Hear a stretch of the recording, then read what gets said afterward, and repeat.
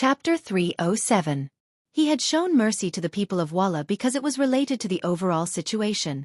However, he would not show any mercy to these evil forces who dared to provoke him. There were no longer any commoners in Blackwell Street. Those who stayed there were either fugitives with a life or members of the Jianghu with evil intentions. They could no longer be regarded as human beings. Since that was the case, why would he need to show any mercy to them? All he needed to do was fight.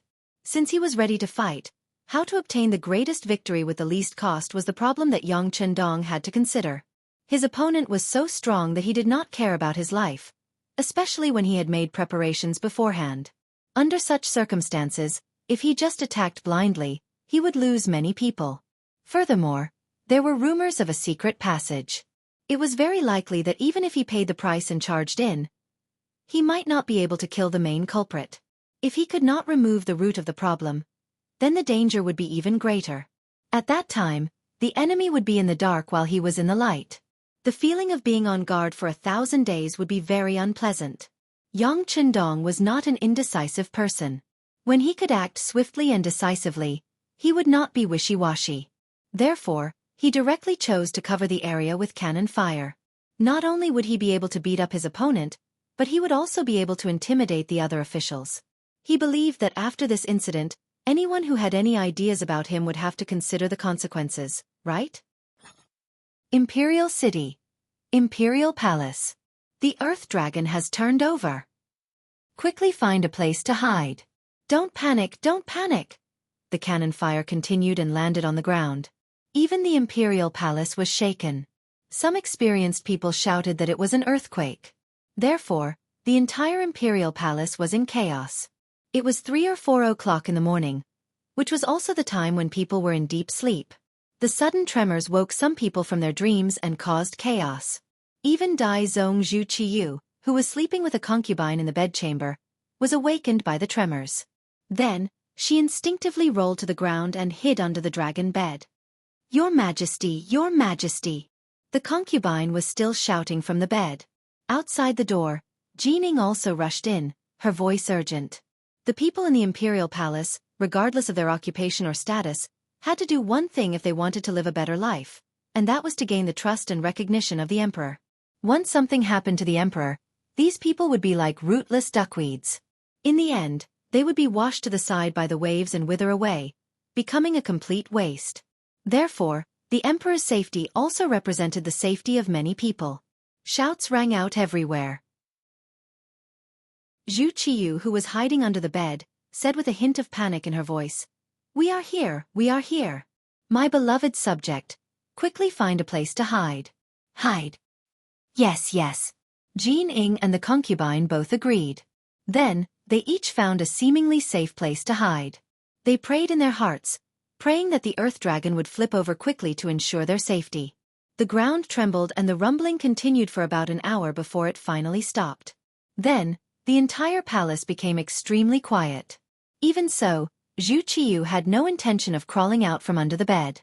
He had read many ancient books. Once there was an earthquake, it was often continuous. It was not so easy to stop it. He was still thinking that it would be better to stay like this and wait for the sky to completely brighten before finding a spacious and safe place. However, this idea was completely changed with the entrance of a young eunuch. "Your Majesty, Your Majesty!" A little eunuch stumbled as he ran in. When he entered the door, he almost tripped over the slightly high threshold because he was in such a hurry and fell to the ground. "What are you doing? How can you be so flustered in front of the emperor?" Jianghu's eyes were sharp. With the help of the candlelight in the bedchamber, she saw that the young eunuch was one of her trusted aides. She pretended to be angry and asked. The young eunuch finally saw Jianghu. He hurriedly knelt on the ground and said anxiously, "Eunuch, the Earth Dragon did not flip over. It was the Duke of Loyalty and Courage who was having sex." "What do you mean by having sex? What exactly is going on?" Jianghu only heard a little more clearly after the young eunuch repeated it twice. However, she was also puzzled. She had seen cannons being fired before. The artillery battalion of the Great Ming Dynasty had fired 2 cannons when it was first built. Although the noise was not small, it was still within an acceptable range. How could it be like this time? where the sound was as loud as thunder and the earth trembled because of it. Yes, it was indeed having sex. We sent someone to follow the Duke of Loyalty and Courage to bring back the news, the young eunuch said solemnly. He looked as if he was willing to guarantee it with his life. It was really having sex? Jianghu also knew that the young eunuch under her command would not dare to say anything about this kind of thing. Thinking back, the sound was as loud as thunder and the earth trembled. However, it seemed that was all there was to it. The house did not shake. It really did not seem like the earth dragon flipping over as people usually said. Yes, yes. The young eunuch hurriedly nodded and said, "All right, since that is the case, go and investigate. If there is any news, immediately report back." Jianghu waved her hand. If what she said was the truth, then her performance was a bit too exaggerated. Of course, she could not let too many people see her losing her composure, especially when the emperor was still under the dragon bed. This kind of scene could not be seen by anyone else. The young eunuch accepted the order and left. Without anyone else around, Jianghu also came to the side of the dragon bed. Then she said in a small voice, "Your Majesty, there is something strange about this matter. I'm afraid it was not the earth dragon flipping over." "Oh, Zhen will come out now." Zhu Qiyu, who was hiding under the dragon bed, had heard the young eunuch's voice. Although he did not believe that all of this was caused by the cannons, since there was a report, it should not have been the earth dragon flipping over. Thus, it was not appropriate for him to hide under the bed. No matter what, he was the emperor of a dynasty. When Zhu Qiyu climbed out from under the bed, he first tidied up his pajamas. Then, he straightened his body and resumed the posture of an emperor. However, he had no intention of returning to the dragon bed. Instead, he began to change his clothes with the help of his concubines. The young eunuch left quickly and returned even faster. Perhaps the report from below was also fast. As soon as he changed into the dragon robe, he rushed back. However, this time, he was clearly not as flustered. Instead, he knelt on the ground a few feet away and said, "Reporting to your Majesty, the people below have reported that it was indeed the Duke of Loyalty who was firing the cannons. Marquis Wuxia has also come. He is waiting outside the palace for an audience." "Oh, the Hall of Harmony receives him." Zhu Qiyu nodded. He also had a bad feeling in his heart. Since the sound of the cannons was so loud, its power would not be small. What was this Duke of Loyalty up to? In the Hall of Harmony, when Zhu Qiyu appeared in his new dragon robe, Xianxia, the commander of the 3 armies, and Yiming, the minister of war, had already knelt on the ground. As soon as they saw the emperor's face, they kowtowed and said, "Your Majesty, I am guilty." "Forget it." Zhu Qiyu, who looked a little unhappy, seemed to want to say something, but in the end, he just waved his hand and looked powerless. "Thank you, Your Majesty." Xianxia and Yiming were in charge of the army, and the other was in charge of the equipment and logistics of the Ministry of War. Now, the sound of the cannons suddenly came out like an earthquake in the city. They did not know before, so they had to bear the crime of dereliction of duty. If the emperor wanted to, it was possible that he could use this reason to replace them. In this way, they had to admit their guilt. At least they had a positive attitude. It was impossible to say that Zhu Qiyu did not have a little anger in his heart. He was the emperor, the master of the world. But when did something happen that even the master did not know about? But although he was angry, there was no better person to use. Fortunately, whether it was Xianxia or Yiming, they were still loyal. Since that was the case, what harm was there in forgiving them this once? With a temper and patience that had no choice but to tolerate everything, Zhu Qiyu sat on the dragon throne with Jiangying's help. Then, he looked at the 2 kneeling people in the hall with a heavy gaze. "Tell me what is going on. And how are you going to deal with it? If such cannons suddenly fall on the Imperial Palace, how will I deal with it?" Zhu Qiyu could not be blamed for being so cautious. His life was already threatened. If it were anyone else, they would not be able to remain calm. When these words were asked, Xianxia and Yiming both had bitter expressions on their faces. What happened tonight was indeed somewhat out of their expectations. They originally thought that the Duke of Loyalty had the support of the mercenaries and could not be underestimated. But if they really did fight, there was nothing to be afraid of. The enemy's advantage was that they had good firearms, but their disadvantage was also very obvious. They had too few soldiers. If a fight really broke out and the 150,000 recruits of the capital charged out, each person's spit would drown the enemy. At that time, no matter how advanced one's weapons were, one would not be able to escape the misfortune of being completely surrounded. It was only because the mercenaries were not to be trifled with, and Yang Chendong's existence could effectively intimidate Walla and Zhu Qizhen that there was a need to keep this person alive. This was why they had not truly fallen out with him. Tonight's matter had caused the two who had been very confident to instantly panic. They seemed to have suddenly realized that the matter was not as easy to resolve as they had imagined, and the situation seemed to have become even more grim. Putting aside everything else, just the sound of the earth dragon turning over was not something they could withstand. And if their guess was correct, this was the work of the mercenaries. Then just how many more tricks did they have that they had yet to reveal? Attributing all the credit to the mercenaries could be considered a modern AQ spirit. With this thought, they comforted themselves and hoped that the situation would not be too bad. For example, once they had a good relationship with the mercenaries, wouldn't they be able to use these powerful firearms? If that was the case, a bad thing would become a good thing. Chapter 308. Thinking of this, Yiming spoke first. Your Majesty, the power of the new cannons is so great that they should be provided by the mercenaries. I beg you to contact them. If they can obtain such powerful cannons, it would be your Majesty's good fortune, the great Ming's good fortune, and the people's good fortune. Hearing that he could also have such firearms, Zhu Qiyu was immediately interested. Beloved official Yi, are you confident? Your Majesty, the mercenaries are only after money. As long as we agree to their demands, it shouldn't be difficult. After all, there is no conflict of interest between us, and from the facts, they have no intention of becoming enemies with us. I think it is feasible. Yiming knew that this was not the time to hesitate, so he spoke of his speculation as reality. Good, since that is the case, beloved official E, beloved official Jean, I will leave this matter to the two of you. Remember, as long as the other party's demands are not too excessive, you can agree to them.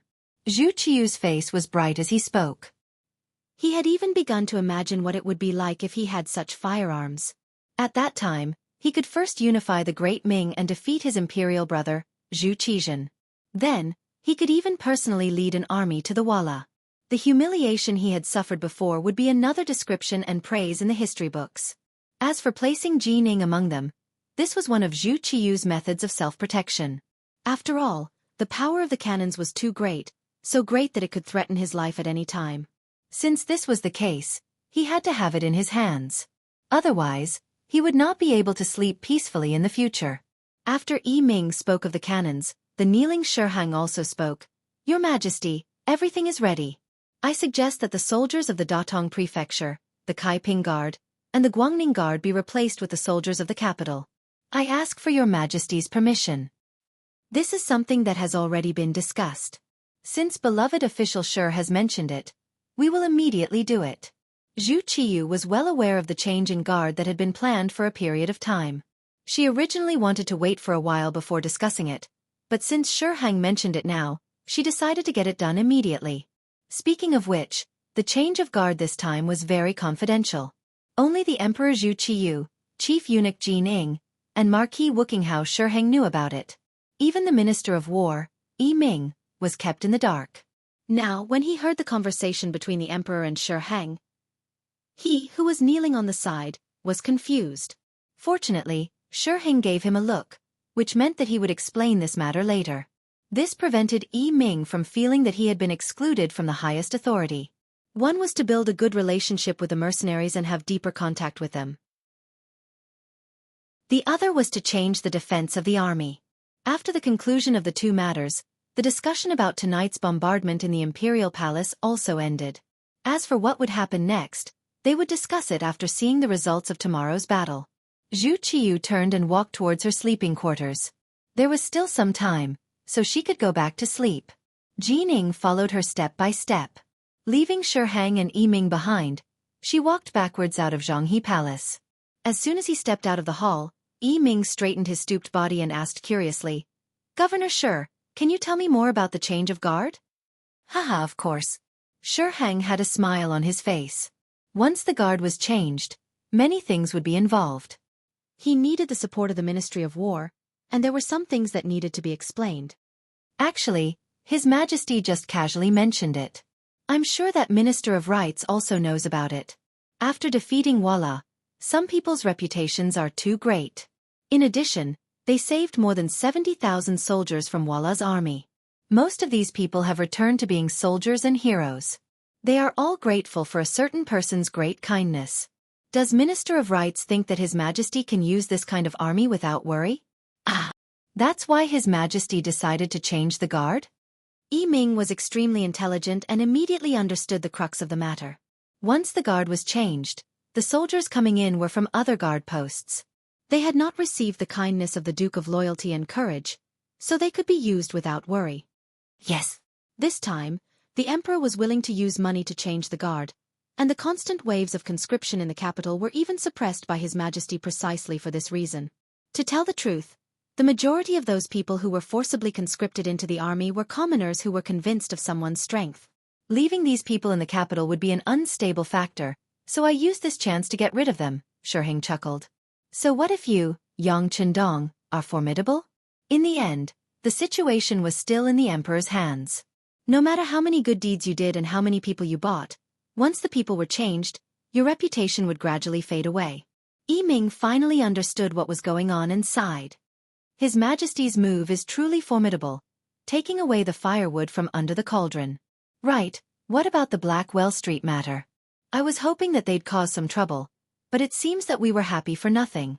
Let's drop this matter. After all, we didn't lose anything. This was Shiheng's matter. With this voice, the two figures gradually faded into the distance, ultimately vanishing from the Imperial City. Returning to an hour ago. Blackwell Street. Hu Huaihai, the boss of the Black Water Gang, was sitting in a room with a secret passage.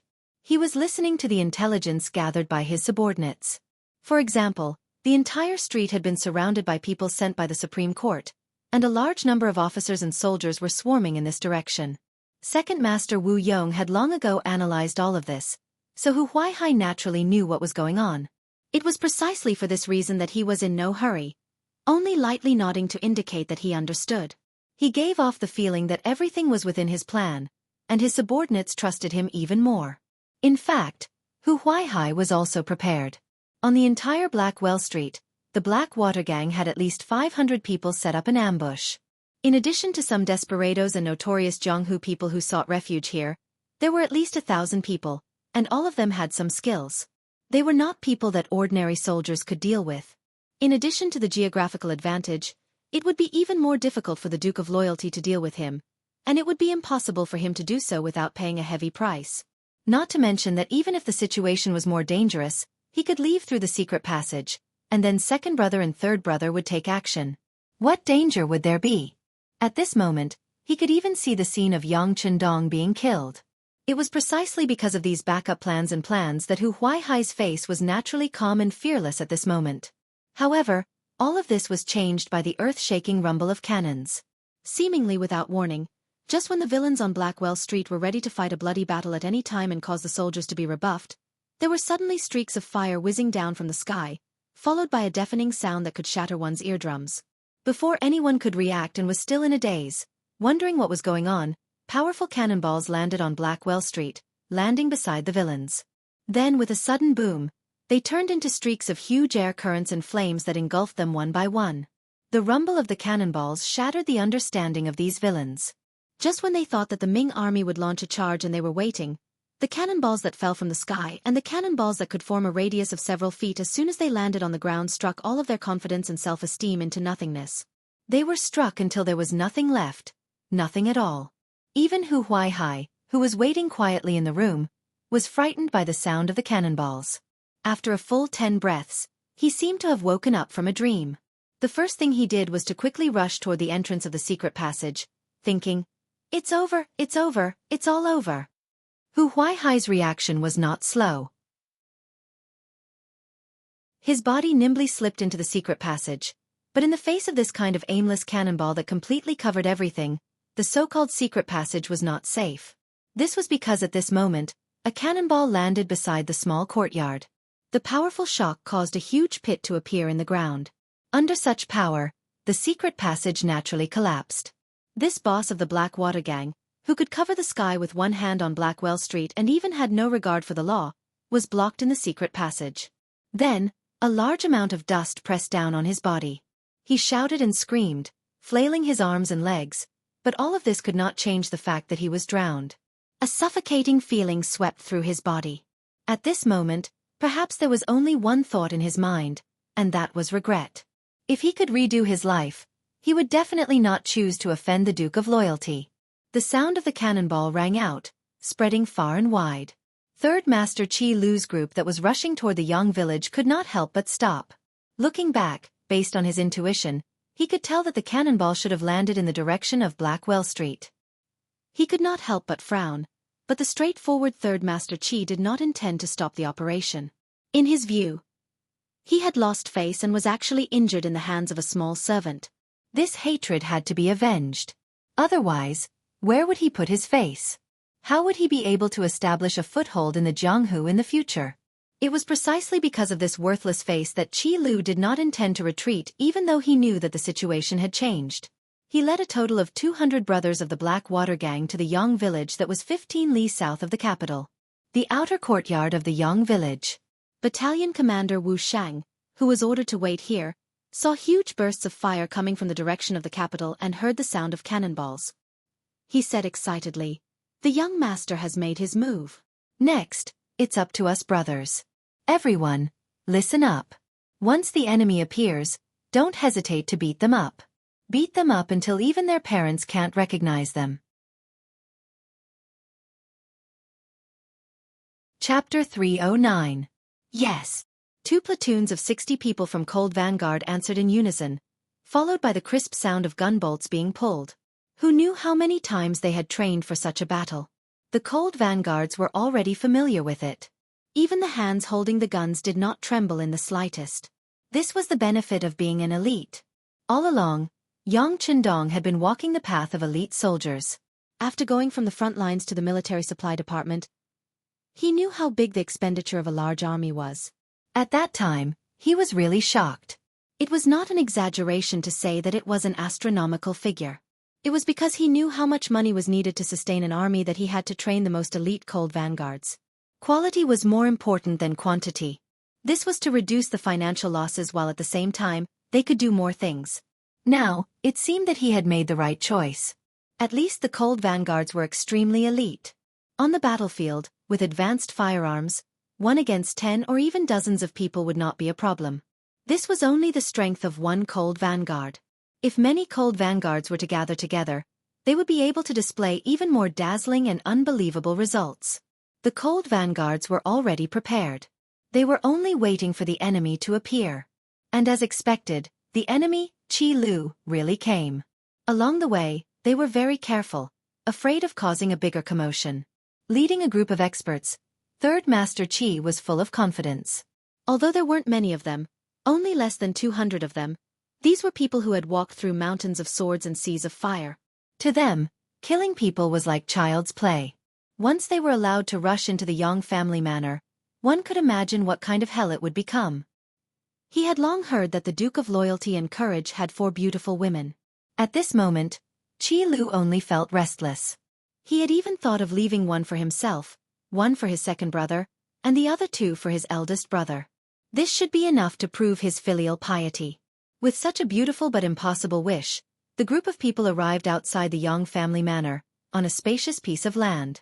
Originally, there were some weeds here, but for the sake of a better field of vision, Lung Feng had long made this place barren. This way, if any enemy approached, this place would become the first line of life and death, restricting the enemy's approach and reaping their lives. The Blackwater gang had investigated this matter, and they even knew that this open space served as a barrier. However, in the eyes of these people who were agile and knew that wealth came from danger, no one took him seriously. If they rushed forward, they would be able to obtain riches and honor. If he couldn't charge up, he would die and his soul would disappear. This was very fair. This was the understanding that everyone had engraved in their minds. Even though they knew what the consequences would be, everyone only hesitated for a moment when they arrived in front of the empty space. After they had adjusted their breathing, under Qi Lu's command, They flew up and charged forward. Their speed was fast, and with the cover of the night, they were charging over a large area. In their opinion, even if the young manor was aware, it would be impossible to stop all of them in such a short period of time. Once half or even half of the people charged into the manor, it would be their world. Everything would be under their control. Qi Lu's plan was very good. When he charged, he didn't charge at the front, but instead, he hid in the middle of the group. His past experience told him that the people in the middle were usually the safest. At least they could attack and retreat. However, when the group truly launched their attack, everything was completely different from what he had imagined. Attack! Seeing the black shadows approaching, Battalion Commander Wu Shang, who was hidden in the darkness and had 2 platoons of soldiers by his side, gave an order. 60 soldiers of the Cold Vanguard aimed their guns at the empty space in front of them at the same time. Then, there was a series of crackling sounds like firecrackers. Streaks of fire were shot out from their muzzles, flying straight out and accurately hitting the black shadows in the distance. What was a harvester? What was a tornado? What was a barren land? The current scene was a good example of this. As the concentrated gunshots rang out, the black figures that were running forward fell to the ground one by one. Puddles of fresh blood blossomed as if they were worthless, causing the originally clean ground to be left with patches of bloodstains and crimson fresh blood. Holding the Type 95 class machine gun in his hand, Battalion Commander Wu Shang's right index finger kept moving. 222. Bullet shells flew in all directions, and the black shadows fell to the ground. Among them, there were some whose faces were filled with unwillingness, some whose eyes widened in shock, and some who didn't even have the chance to show any expression before they fell into a pool of blood and died. Of course, there were more black shadows that fell to the ground after hearing the gunshots. Among them was Qi Lu, Master Qi San. He already knew that the mercenaries' guns were powerful, so he was mentally prepared. But when he saw that no less than 56 people had died, and more than 30 people were injured, Qi Lu still couldn't accept this result. But there were some things that had already been done, so there was no room for regret. Just like now, since he had already rushed out, he couldn't even retreat now. Everyone listen up. Move forward carefully and lower your body. Whoever rushes into the manor first will be rewarded with 500 taels of silver by the boss. When there was a great reward, there would definitely be brave men. Knowing that there was no way out, Qi Lu issued a great reward.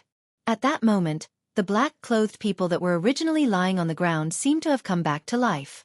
One by one, they started to crawl forward, just like how Lung Feng's subordinates crawled forward during training. Crawling like a dog? Interesting. Battalion Commander Wu Shang, who was more than 100 meters away, used the night vision device to clearly see the performance of Qi Lu and the others. When he saw how imperfect they were when crawling forward, and how some of them even had their buttocks raised high, he couldn't help but laugh out loud. Fortunately, they were the enemy. If they were his subordinates, and their movements were so imperfect, he would have stomped on them long ago. Come on, brothers.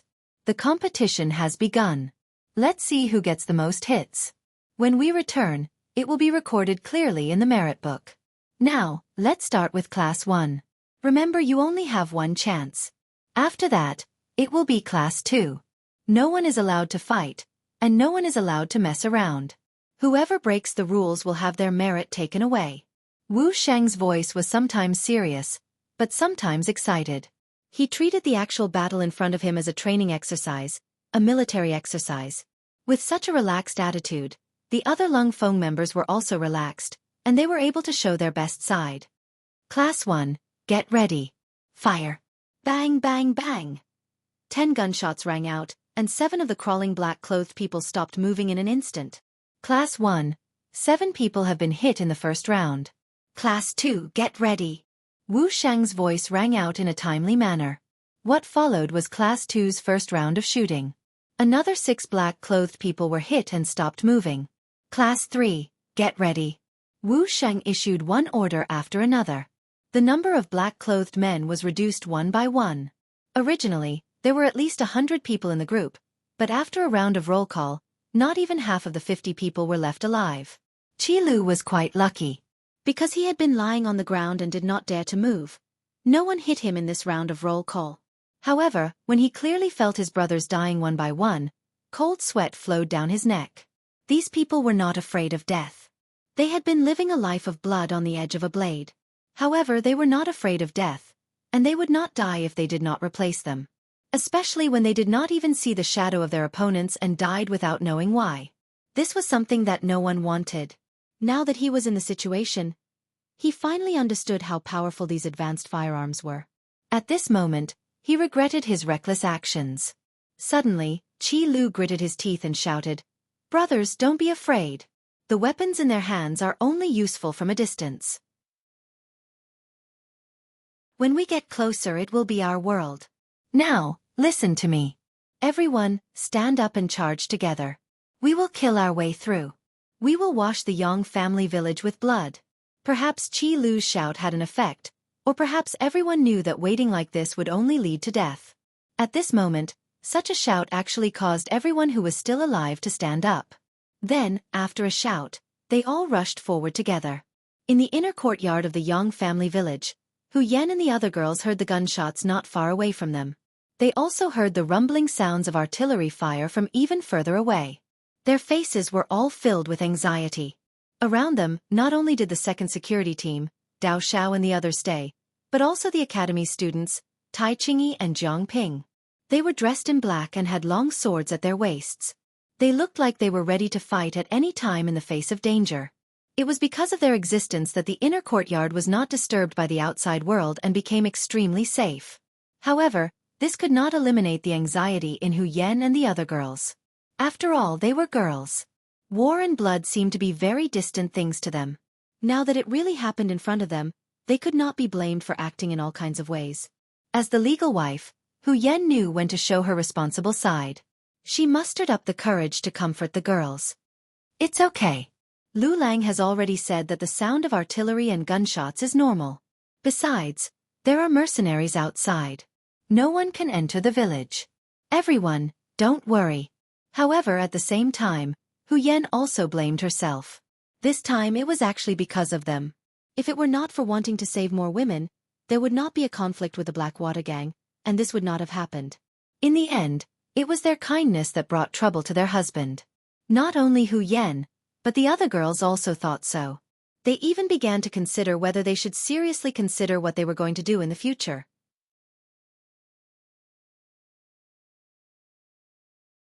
Chapter 3:10. In a courtyard not far from the main courtyard, Junko and Kobayashi were also looking up at the distant fire in the capital. Under the night sky, it seemed that the place had become red. "Kobayashi, you once stayed with Imperial Father for a period of time and heard some teachers talk about the power of cannons. In your opinion, is what they said credible?"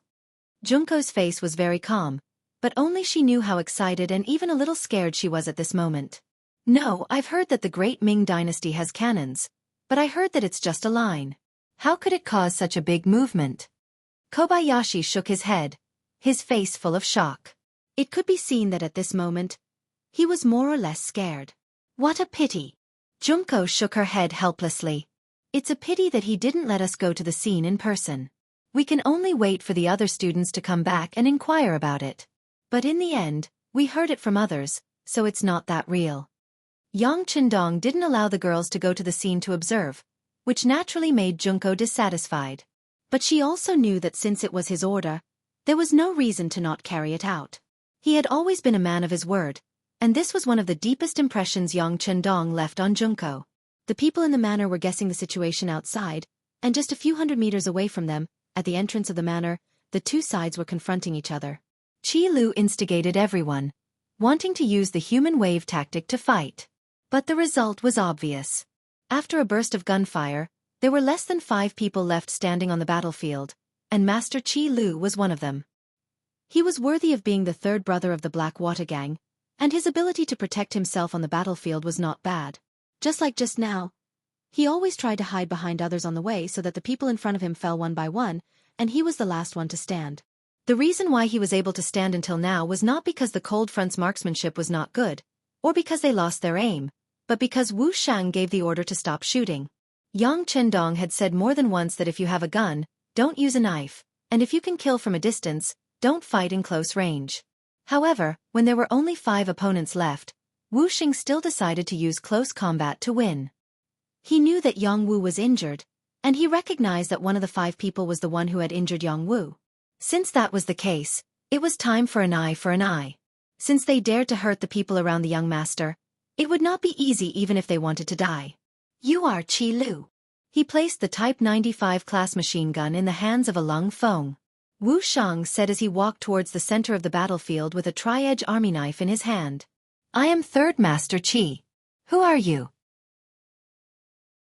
Seeing that the other party was no longer shooting and was about to engage in close combat, a glimmer of hope appeared in his lifeless eyes.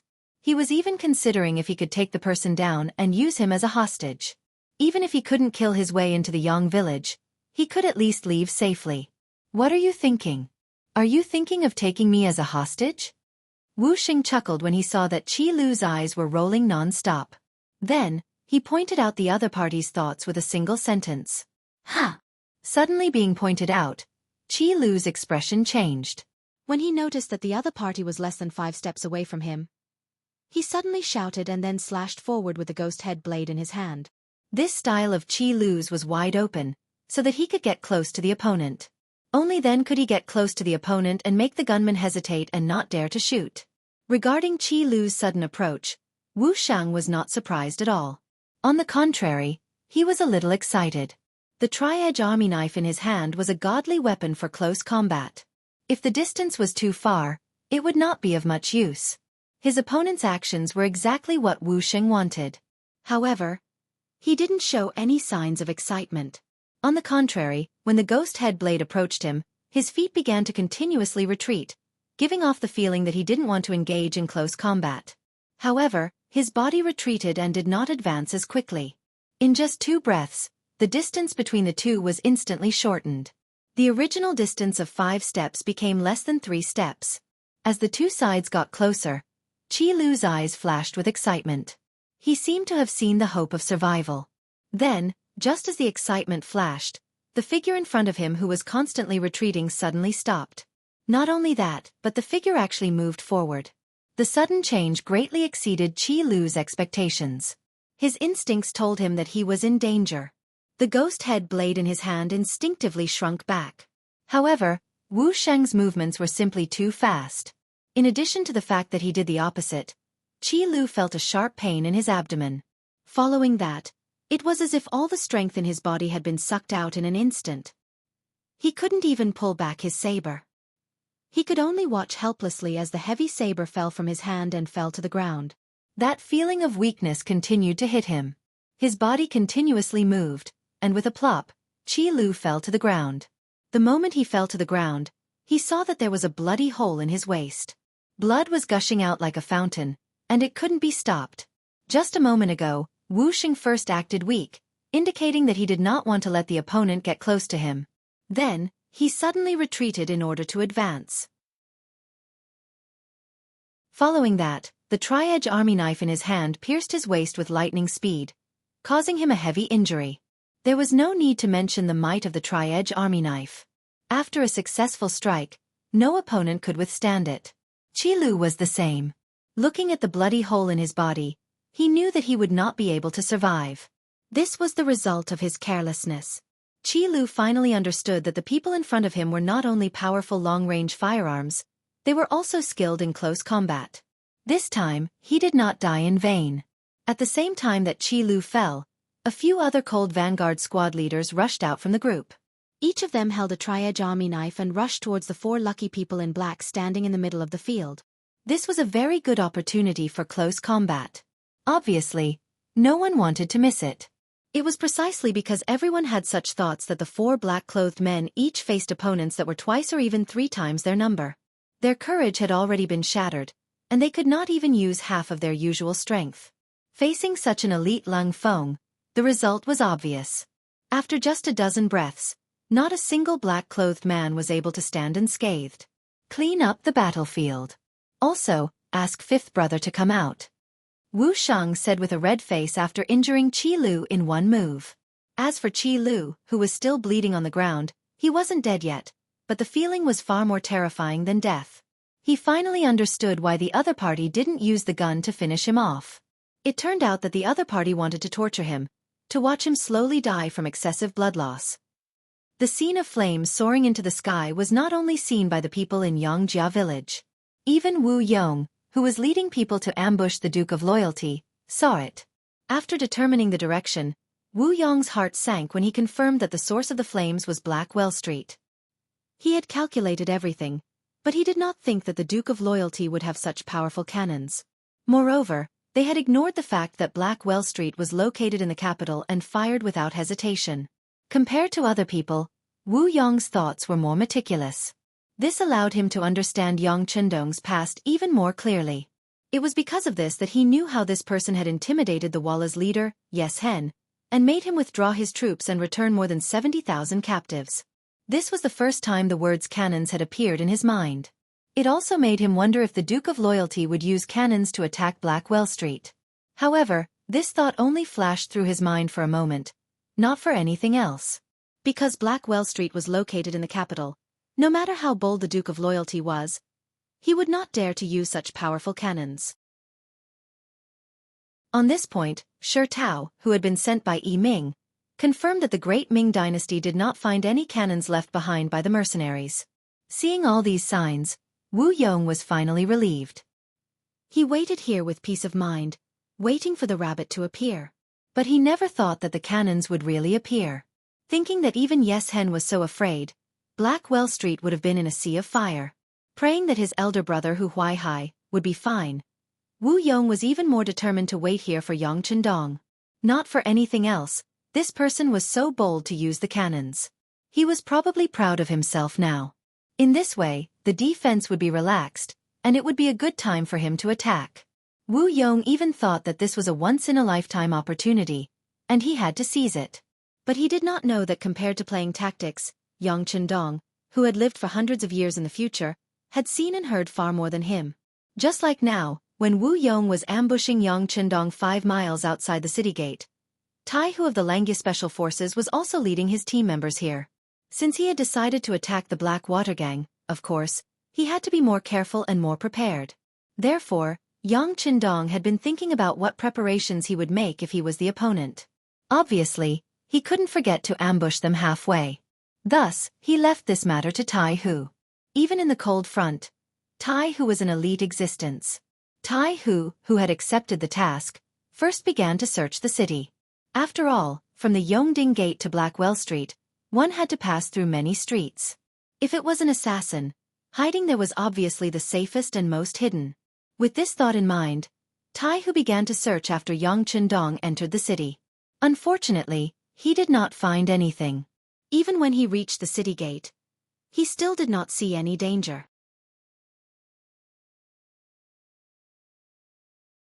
Chapter 3:11. If it was someone else, they would consider canceling the operation. But Tai Hu had always been a serious person. Since the young master said that there might be an ambush on the way back, how could he be careless?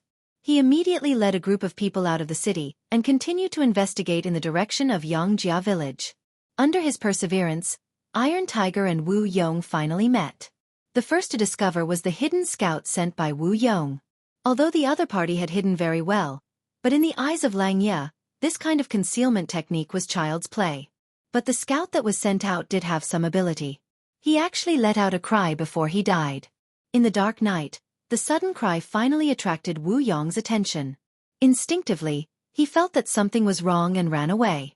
Before some of his brothers could react, Tai Hu and his men appeared like divine soldiers descending from the sky. Then, a series of gunshots rang out. Although the people who stayed here to ambush were skilled, but facing the equally skilled Langya who had better weapons and equipment, it seemed that they would be at a disadvantage. The tri-edge army knife could not only cause a wound that was difficult to heal, but it was also powerful because of the hardness of its material.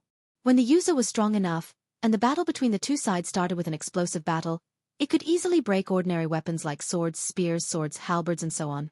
Imagine, after a confrontation, one side's weapon broke into two. What kind of consequences would that cause?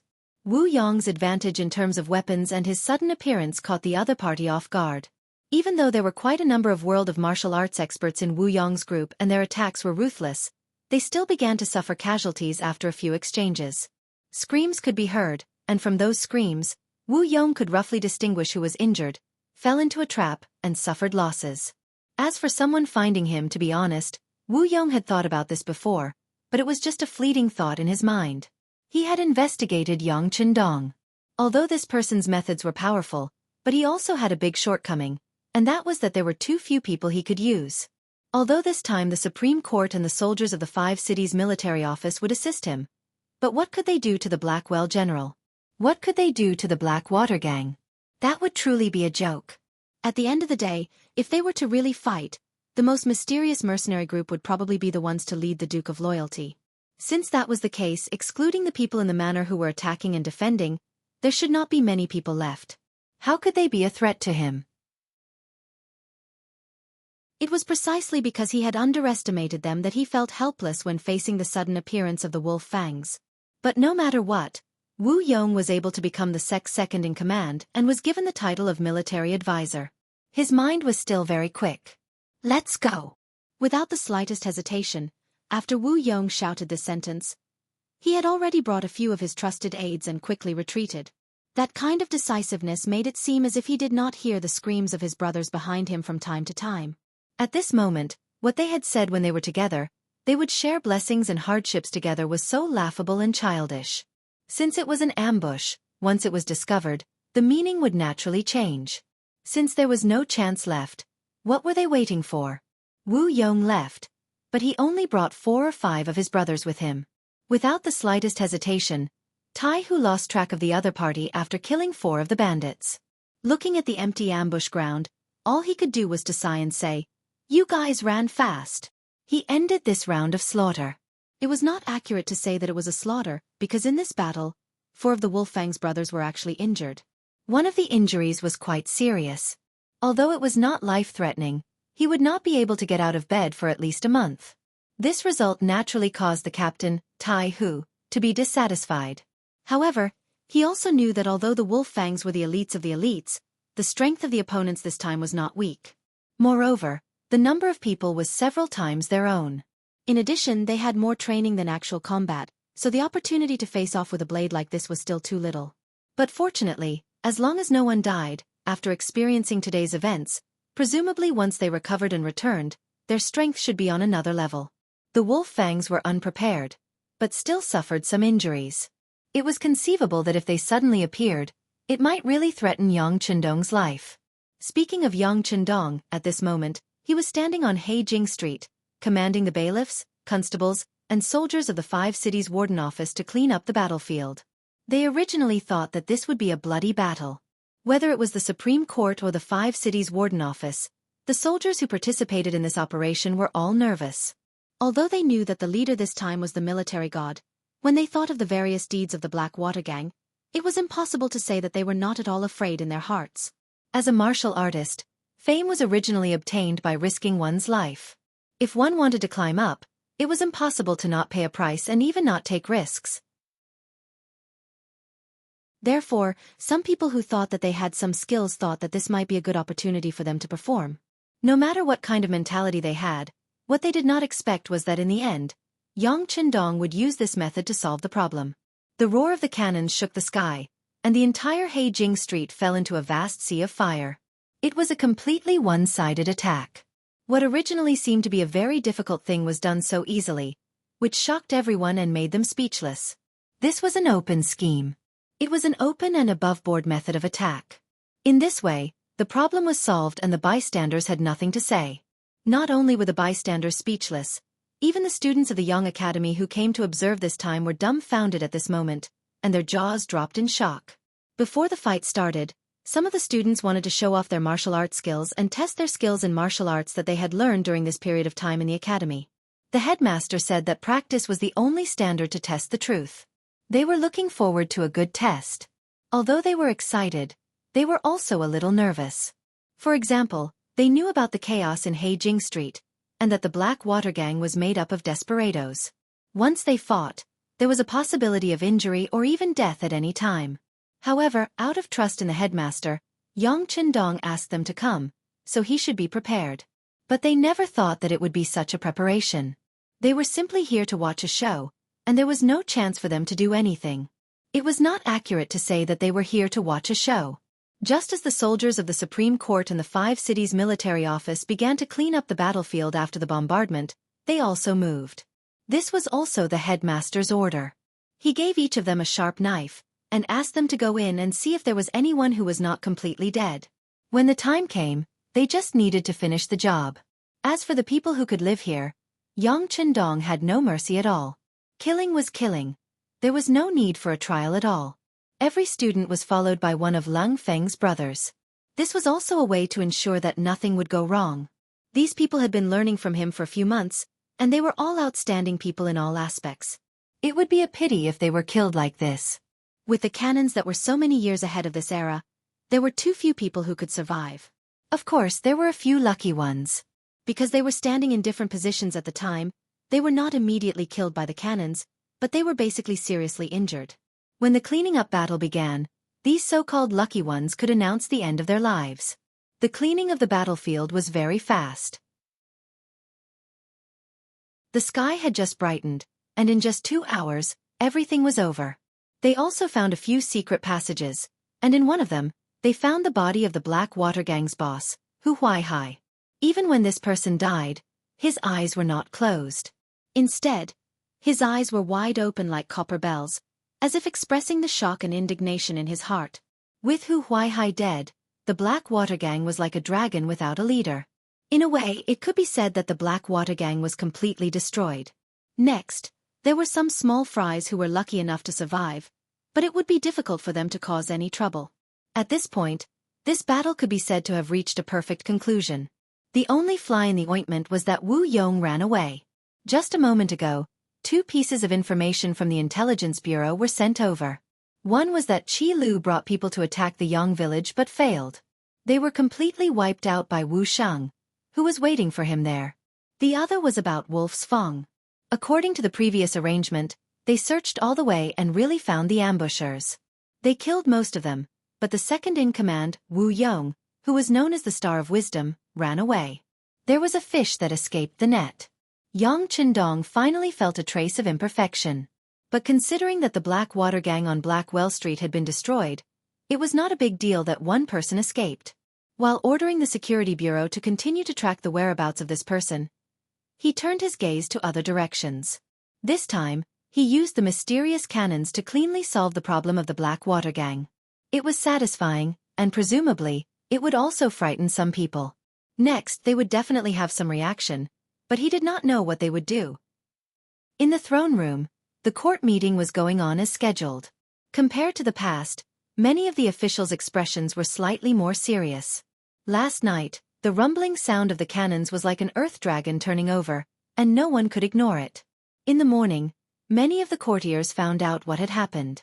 Some of the bolder courtiers even took a detour to Blackwell Street. What they saw was a messy and chaotic scene.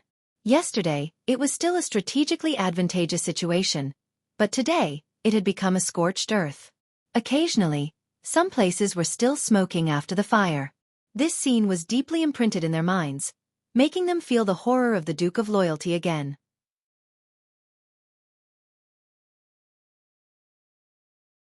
Chapter 3:12. Influenced by Confucianism, the Ming dynasty emphasized that the scholar officials and the emperor ruled the world together. Therefore, it is inconceivable now that the position of the scholar is so high. The status of scholars was very high, so there were even more people who flocked to them. Talents emerged in an endless stream, and there was a situation where one person appeared after another. It was precisely because of this that no one could stand high and mighty forever, and no one could fight against everyone with their own strength. But now, there was a Duke of Loyalty. He could make clouds and rain with a flip of his hand, and he did not put everyone in his eyes. He paid attention to doing things his own way, and he was supported by powerful financial resources and military force. His existence naturally became an alternative, a force that opposed Confucianism and the imperial power. Yang Chendong alone occupied one side of the 3-legged tripod. This kind of oppression made many people feel very uncomfortable. Everyone had always paid attention to the fact that they were all high and mighty, but they were all controlled by others. Only in this way could there be a balance, and everyone could live a good life. And if anyone violated the rules of the game, even the current emperor could be overthrown. At worst, they could find a suitable and obedient person who knew when to advance and retreat to be a substitute. It was like Zhu Qizhen had an accident, and Zhu Qiyu had quickly replaced him. Even the emperor could be replaced. This was where the scholar officials' confidence came from. This was also the reason why civil officials were higher than military officials. However, the appearance of Yang Chendong broke all these rules. It could be imagined how many people were dissatisfied and voicing their opinions. It happened so suddenly that no one showed it in today's court meeting. Everyone seemed to be thinking about how to unite to suppress this new Duke of Loyalty after going back. But before these people could do anything, the military commander-in-chief among the officials, Marquis Wuxia Shihang, suddenly walked out of the crowd and said loudly, "Your Majesty, the new army has been recruited and arranged into an army. In order to increase their combat strength, this subject suggests that they be swapped with the soldiers of the Datong Manor, Kaiping Guard, and Guangping Guard. This way, they will be able to show their loyalty to the emperor by guarding the borders. At the same time, they can also be trained to become qualified soldiers in the shortest amount of time." "I second that." Yi Ming, the Minister of War, stood out and echoed Shihang's words. The sudden words of the two second-rank officials, one civil and one military, immediately caused the officials to whisper to each other. As long as one wasn't a fool, anyone could see that this had been planned long ago, and had even been tacitly approved by the emperor. When they thought about what had happened in the early hours of the morning, everyone was suddenly enlightened. The so-called changing of the guard, transferring the army guarding the border to the capital, was probably the emperor's counterattack against the Duke of Loyalty and Courage.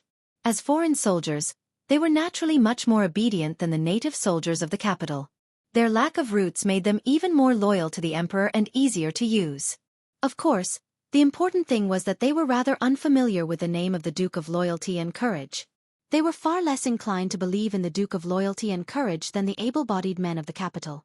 If they were replaced with soldiers, the war god's influence in the army would be greatly reduced. In this way, the emperor would have a much better chance of success if he wanted to make a move. Some of the officials couldn't help but shift their expressions. Was the emperor really planning to move against the Duke of Loyalty and Courage? If this had happened a few days ago, even if Zhu Qiyu had wanted to move against Yang Chendong, some of the officials would have tried to persuade him against it. After all, the Duke of Loyalty and Courage was a meritorious subject, and he could not be lightly moved without a good reason. At the same time, this was also for himself. Once he made a great contribution, what use would there be for others to move against him? But what had just happened showed just how frightening Yang Chendong was. In the face of such a subject, there was no master who would not feel threatened. Thus, it would not be excessive to think of ways to strike and even eradicate him. In the crowd, even the Minister of Rights, Hu Chang, and the Minister of Personnel, Wang Zhi, had furrowed their brows for a moment, but they quickly regained their calm and composed expressions. It was true that Yang Chendong's actions had shocked everyone, and it was also true that even the emperor had been shaken. But the two of them did not believe that they would move against this person right now. It was said that the bow should be put away after the birds had flown, but the problem was that this was not the time yet. Whether it was Zhu Qizhen's regime in the south or the Wallo in the north, they had not yet been dealt with. If they moved against Yang Chendong now, no one knew what kind of ripple it would cause. No matter how dissatisfied Zhu Qiyu was, he did not dare to move recklessly at this moment. For no other reason than the fact that he could not bear the consequences.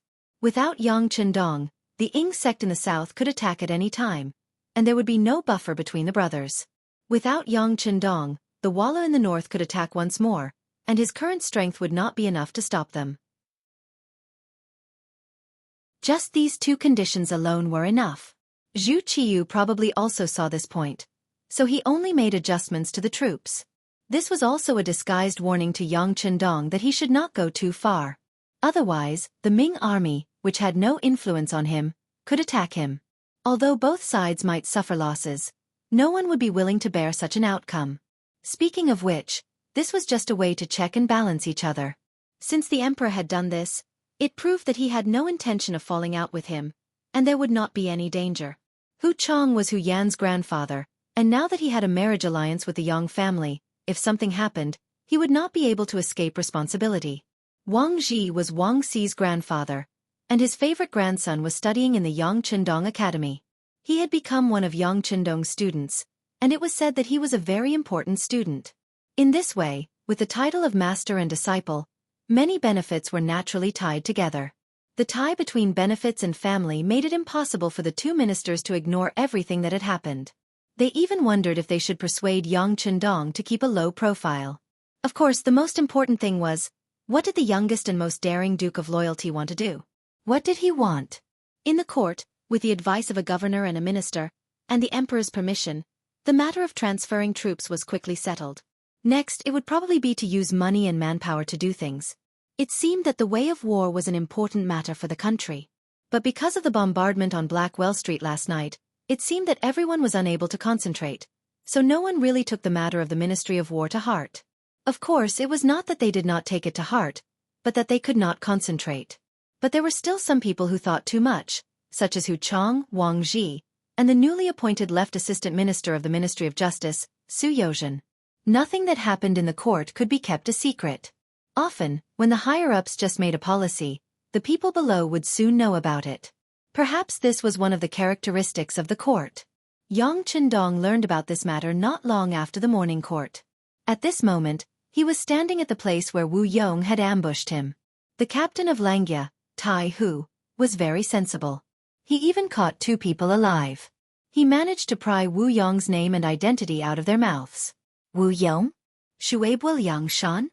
When he heard this name, Yang Chendong's face flashed with an indifferent smile.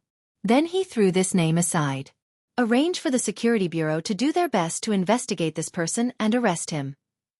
After saying this, Yang Chendong returned to the luxurious and comfortable carriage. As soon as he got into the carriage, he closed his eyes and rested.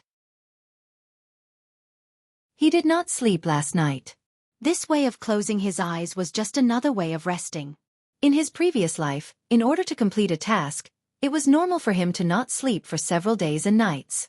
But closing his eyes now was just a kind of nap. In truth, he was thinking more about the matter of changing the guard. He had defeated Walla, become the war god, and rescued 70,000 captives. Yang Chendong held an extremely important position in the hearts of the Ming army. This could be seen from the fact that every time Yang Chendong entered the city, any soldier who saw him would stand at a distance and bow. It was precisely because of this that the matter of changing the guard had occurred. Shi Hang had even intentionally captured many able-bodied men from the capital, breaking up many families for this purpose. At the time, Yang Chendong had wondered if there was a need to do all this just to gather enough soldiers. But now, he completely understood that this was not because there were not enough soldiers. It was clearly to weaken his influence and even divert the disaster away from him. After all, he was a near-legendary existence in the capital, and the immortal abode had the daily spectacle of the war god defeating Walla. With word of mouth spreading the news, it was not a problem for everyone to know about this matter. It was precisely because his influence in the capital was so great that this matter of forcefully recruiting soldiers had occurred. Don't you all worship the war god? Very good. Then I'll capture all of you and send you to the border. Let's see how your war god will save you. This was a method of removing the firewood from under the cauldron. By doing this, not only would it weaken Yang Chendong's influence in the capital, if someone were to guide him, they would even blame this terrible situation on Yang Chendong. One could even say that if not for this person, no one would have been forced to join the army, and they would not have had to leave the capital. If Yang Chendong's predictions were correct, this sort of manipulation of public opinion would be detrimental to him. If he didn't even have this sort of method, neither Shi Hang nor Yi Ming would be able to gain the emperor's favor. But these were just minor tricks. Putting aside the fact that they might not be able to affect Yang Chendong, this method was wrong in the first place. From start to finish, his goal had not been to expand his influence from the capital, but to encircle the cities from the countryside.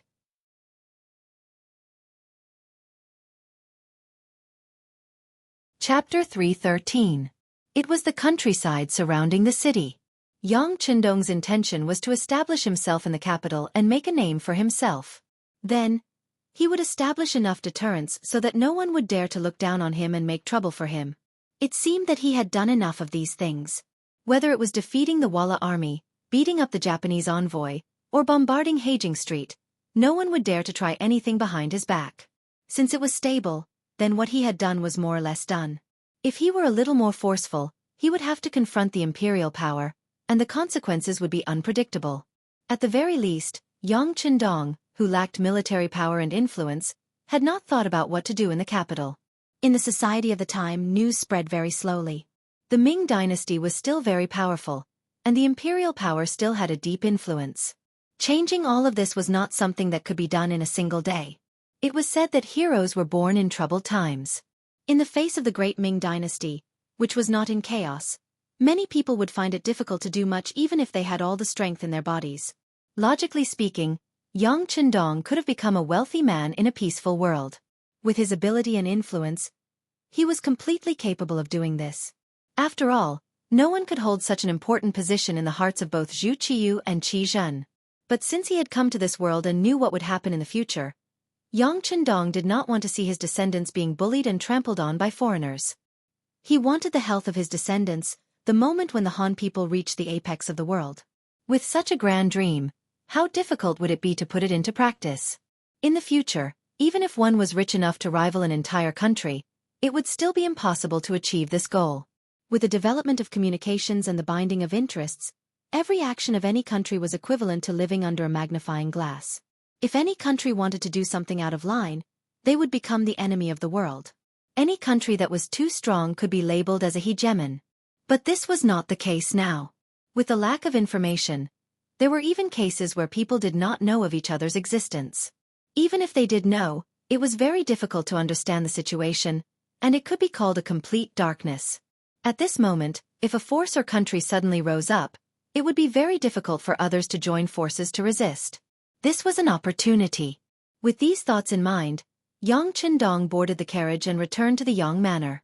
The task of cleaning up Blackwell Street was handed over to Sun Pe, one of the commanders of the Warden's Office of the Five Cities, and Wang Bo, the deputy of the Supreme Court. There should not be any problems. The next step was to calculate the results of the battle, and then how to make the data look better. Anyone with a little brain would know what to do. For Yang Qindong, this operation was more of a deterrent, a timely show of the tiger's fangs to warn some people. As for how Zhu Qiyu, who had begun to counterattack because of this matter, would change the defense, he would just treat it as a big show to watch. In any case, no matter who it was, he believed that they wouldn't touch him unless they had absolute confidence. Of course, he did it on purpose this time. He wanted to find an excuse for himself and for Zhu Qiyu. He believed that when the right time came, he would be able to grasp it. Before the opportunity appeared, Yang Qindong still focused on the Yang Academy. If everything went well, he would probably leave the capital for a period of time. Before that, how to train the first batch of students was a must. Just like a tiger patrolling the mountains, Yang Qindong returned to the Yang family manor after showing off his prowess. From all kinds of information, it seemed that he was once again the head of the academy with only a few dozen students. When this news spread, many of the important officials were puzzled. Among the officials of the Great Ming Dynasty, Yang Qindong was definitely an exception and a different existence. Only the Confucian school was respected, so the status of scholars and learned people was far higher than the other common people, merchants, craftsmen and soldiers. Under the policy of using literature to suppress force, the status of scholars in society was even higher. They seemed to be able to casually point out the country and make judgments about the affairs of the world. Coupled with the fact that they were from the same sect, it was easier for them to band together. This led to the situation where the scholar officials and the emperor ruled the world. Yang Qindong was the descendant of Yang Rong, the son of the three Yangs. Even if he didn't know anything, with his status, he wouldn't have a bad life. As long as he had a little ability, he would be able to sit high in the imperial court. It was even possible for him to repeat the past glory of the Yang clan. This was the so-called good birth. However, Yang Qindong had a good birth and was extremely capable. He had even made great contributions and was greatly indebted to both the northern and southern emperors of the Great Ming Dynasty. If such a person were to sit high in the imperial court, he would be a symbol of a boundless future. Once he had enough experience, it was not impossible for him to become an important official or even a powerful official. It could be said that his future was bright, but he showed that he was uninterested in the imperial court. All he cared about every day was doing business and teaching students. He didn't teach orthodox Confucianism, nor did he teach the Analects of Confucius, the 4 books, or the 5 classics. Instead, he included magic, chemistry, physics, geography, and other things that were called unorthodox at that time. Under the rule of Confucianism, The status of merchants was very low. Even if you were rich, even very rich, if you didn't have enough background, everything you had would become a gift to others. This was the reason why many famous merchants would still be very respectful when facing aristocratic families, who were far less wealthy than them. However, it was this business that wasn't recognized by mainstream society that Yang Chendong was willing to dive into and play with. Doing business, teaching unorthodox methods, all these actions really gave people a feeling of not doing proper work. This was what made the important officials and even the acting sect master, Zhu Qizhen, unable to understand. Sometimes, the emperor who had stolen his brother's throne couldn't help but wonder what the Duke of Loyalty and Courage that he had bestowed upon him actually wanted. Was he really uninterested in the imperial court? If that was the case, wasn't his targeting a little too excessive? Wasn't he being too sensitive? If even the emperor was thinking this, the other officials were even less able to understand. As the one being suspected, Yang Chendong didn't seem to care about what others thought. After returning to the academy, he became a serious and solemn teacher, diligently teaching his students. His 4 wives and concubines continued to enter the capital that morning. Those who were practicing in the immortal abode and those who were taking in the women on the streets were still doing so. It was as if they were completely unaffected by the bombardment, as if the incident at Blackwell Street had never happened. It was precisely this seemingly ordinary behavior that left everyone scratching their heads in confusion. After thinking about it for a while, everyone turned their attention back to their own matters. Although the bombardment in the middle of the night was still there, it was only aimed at Blackwell Street. Since it didn't have anything to do with them, they naturally went back to what they were doing. Only a few people with deep foresight could vaguely see that this young Duke of Great Ming's loyal and courageous actions were all practical matters. Developing commerce was accumulating money, Yang Bao was controlling public opinion, the immortal abode was expanding its influence, the Yang clan's bank was hoarding money, and even the Yang clan's academy was teaching pragmatism. It was just that the majority of people couldn't see it clearly.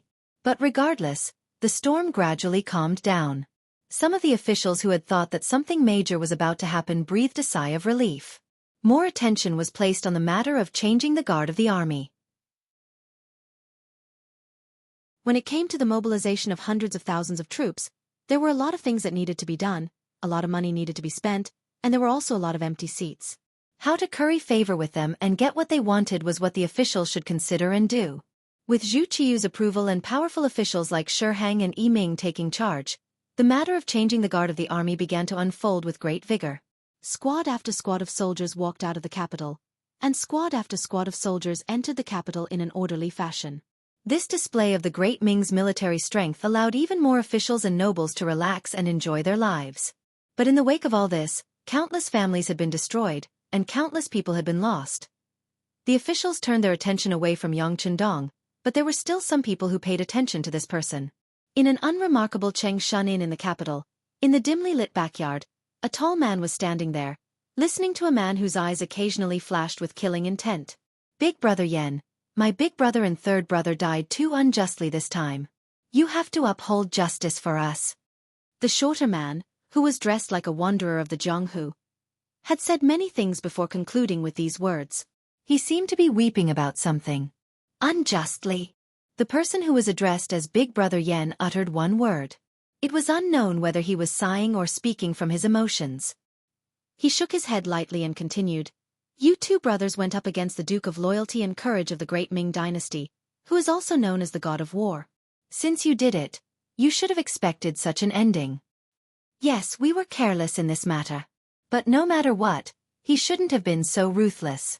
It's a pity that my elder brother was killed by the bombardment in the secret passage, and my third brother was killed by a flintlock. If I don't do something, I won't have the face to see my brothers after I die, the scholar continued to speak. He didn't seem to want to give up. At this point, everyone should know that this scholar was the second master of the Blackwater gang, Wu Yong, who was also known as the military advisor.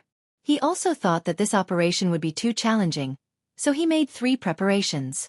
However, he never expected that the other party had no intention of tangling with him at all. Instead, the other party used an advanced firearm and ended everything with a single push.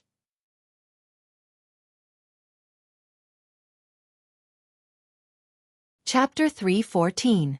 Yesterday at this time, the 3 brothers were still drinking and eating meat together, imagining the beautiful future after this deal was completed. But today, He was the only one left alive.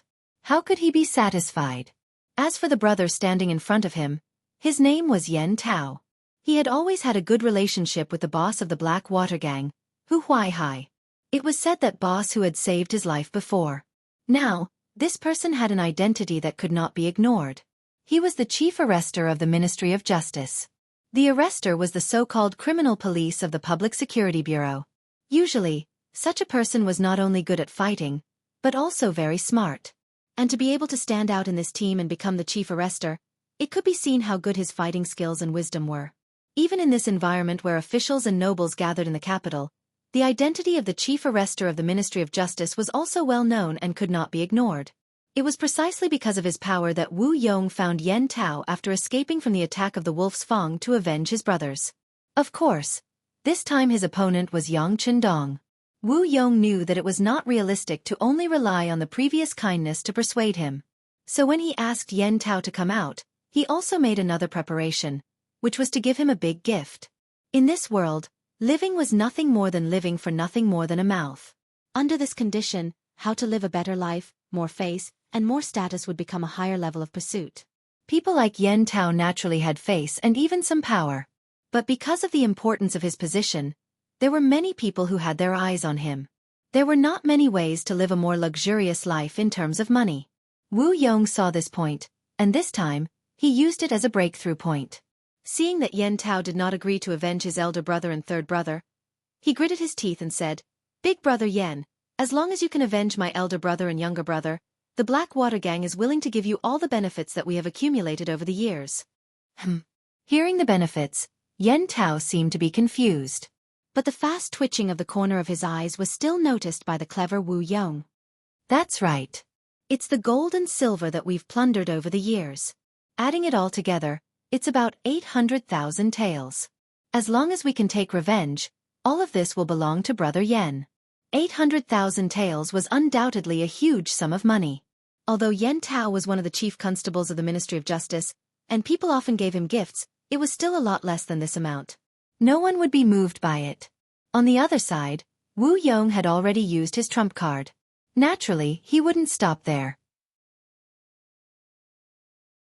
He continued to say, "Big brother Yen, although the matter between you and our Black Water Gang is secretive, it's not like we don't have any clues.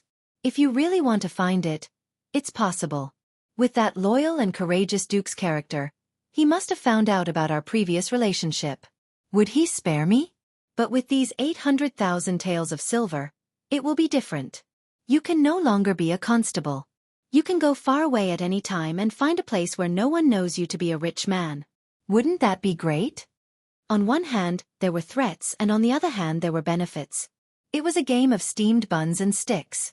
And in Yen Tao's ears, there was no doubt that there were bolts of thunder.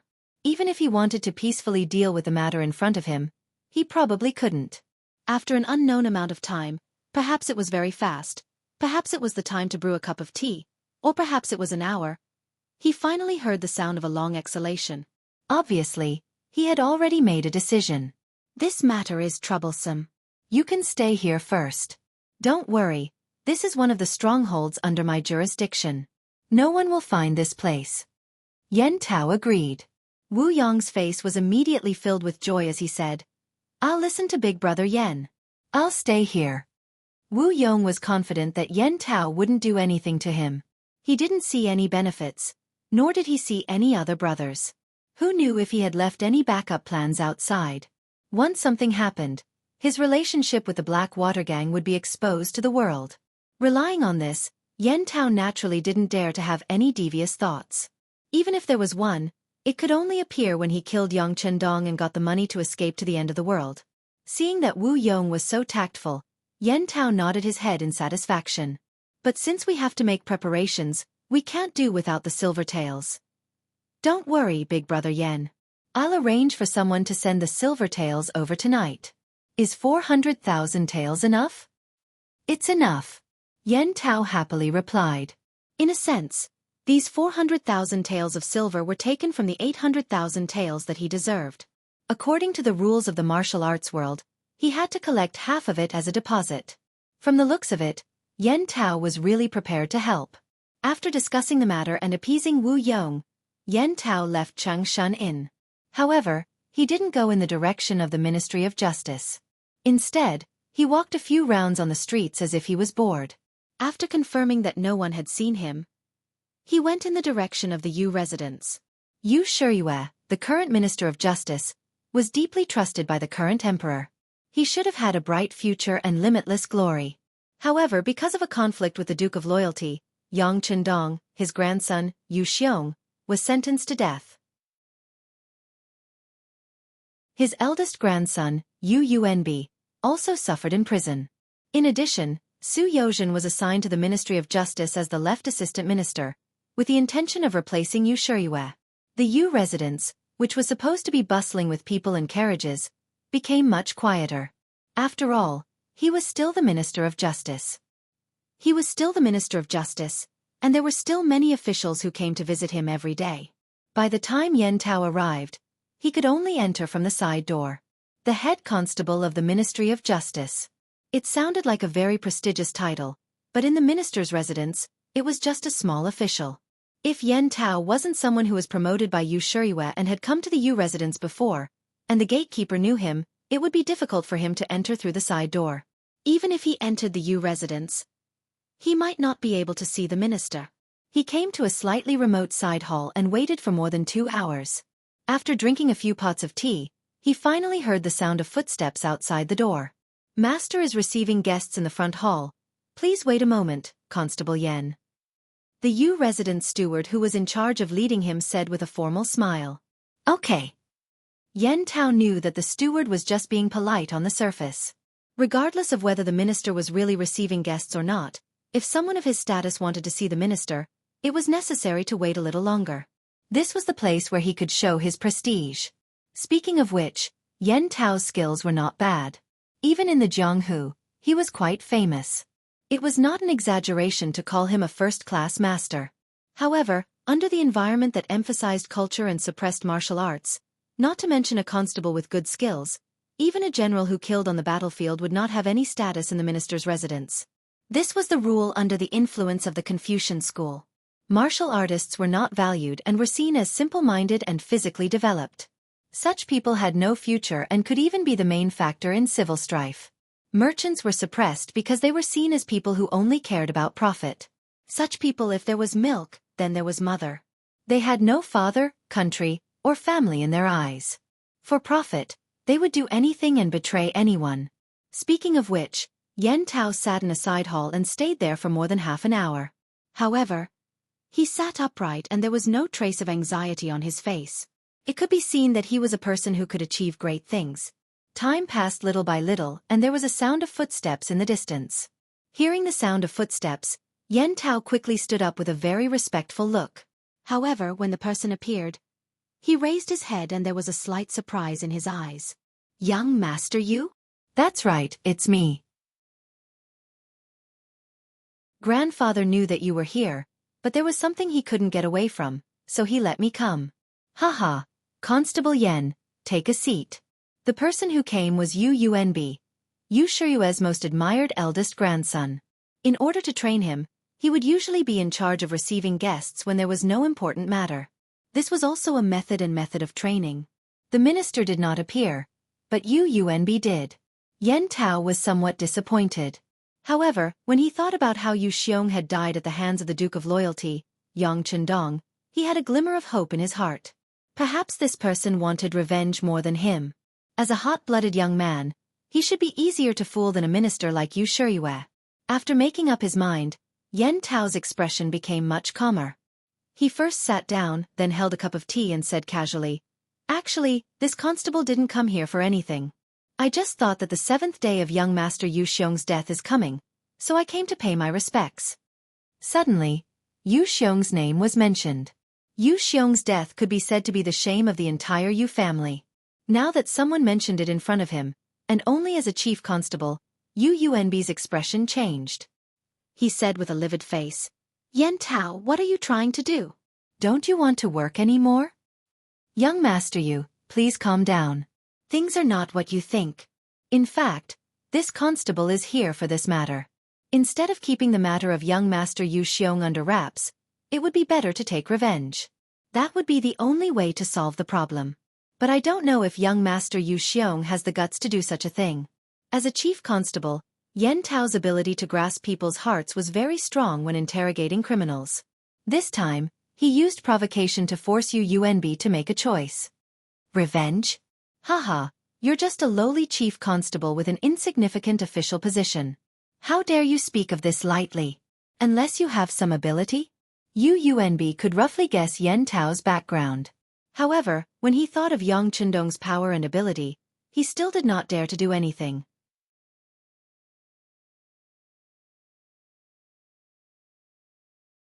Chapter 3:15. Just as young Master Yu said, this constable does have some ability. At least I still have some useful people in my hands. After saying all this with a smile on his face, Yen Tao suddenly leaned forward and said a name from his mouth. It was Wu Yong's name.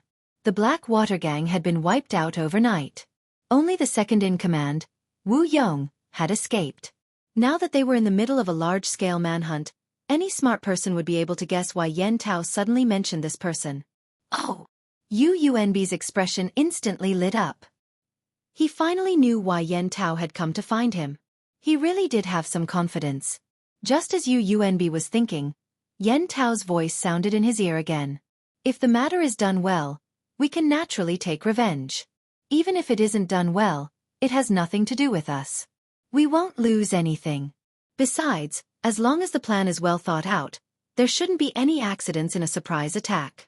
After all, humans have flaws. Humans are made of flesh and blood. Swords and spears can take lives. Not bad, not bad. Yu Yuanbi laughed loudly, then pointed to the teacup on the table and said, Big Brother Yen, please have some tea. Yu Yuanbi had changed the way he addressed Yen Tao from Constable Yen to Big Brother Yen. This was his way of expressing their closeness, and it also meant that he would support the other party. How could Yen Tao not feel it? He immediately laughed and drank from the teacup. Good, let's have some tea together. Speaking of which, the tea in the minister's residence is really good. Haha, if Big Brother Yen likes it, you can bring some back later, Yu Yuanbi said with a face full of enthusiasm. After that, the two of them lowered their heads and conspired for a long time. When Yen Tao left satisfied, he went straight to his grandfather's study.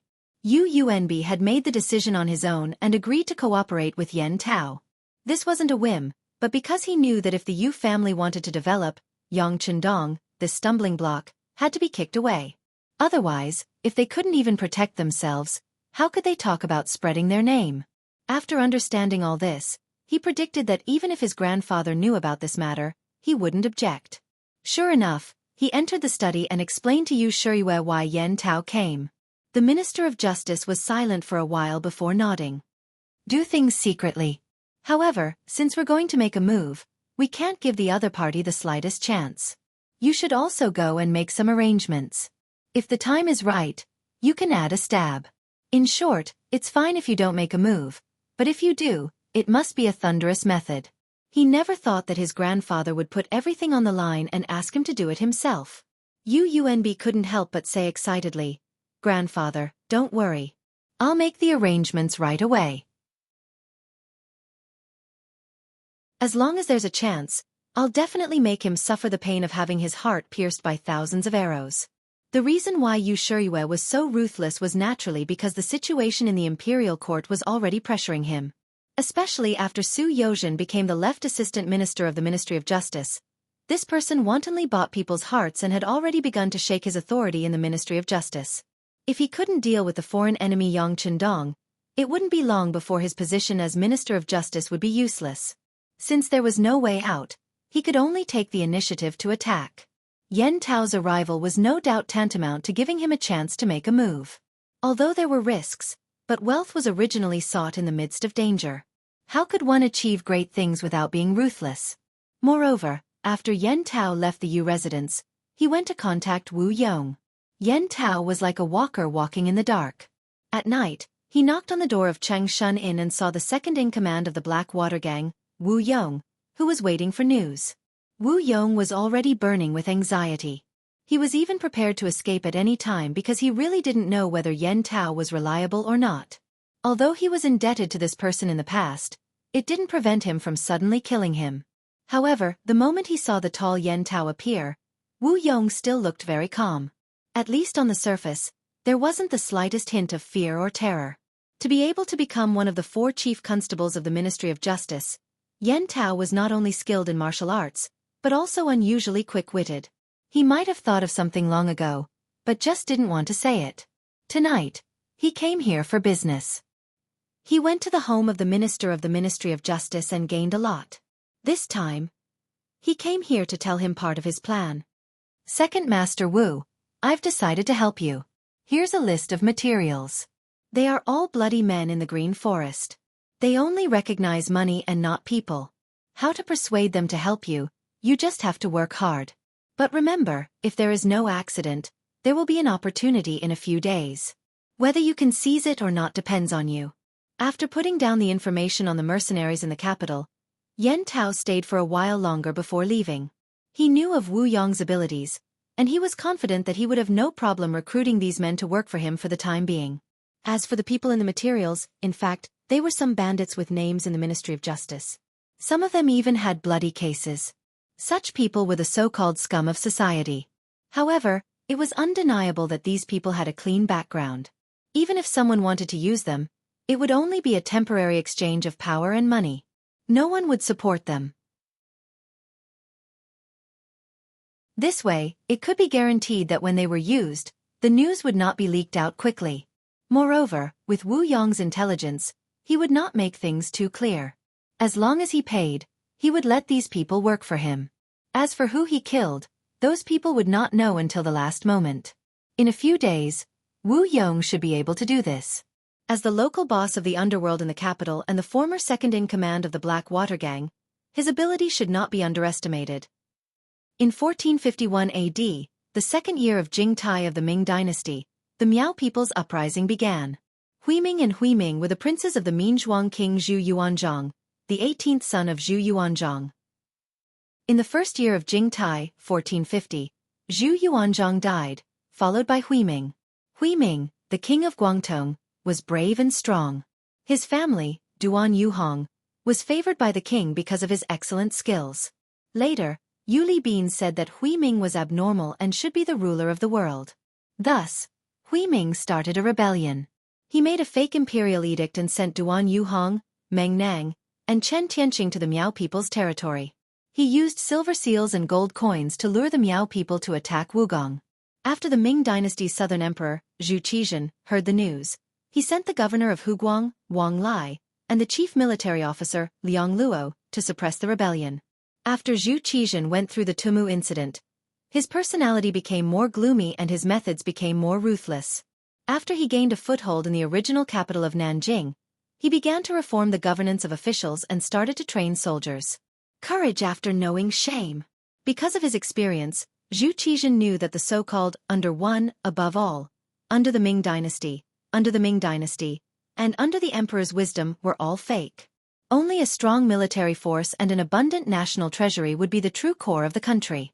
In order to achieve this goal, he issued a series of orders, and the entire south began to expand the source of soldiers.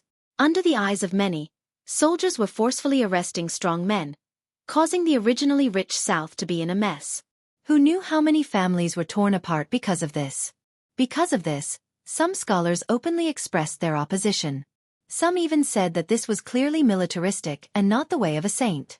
In the past, the emperor had always been very tolerant of scholars.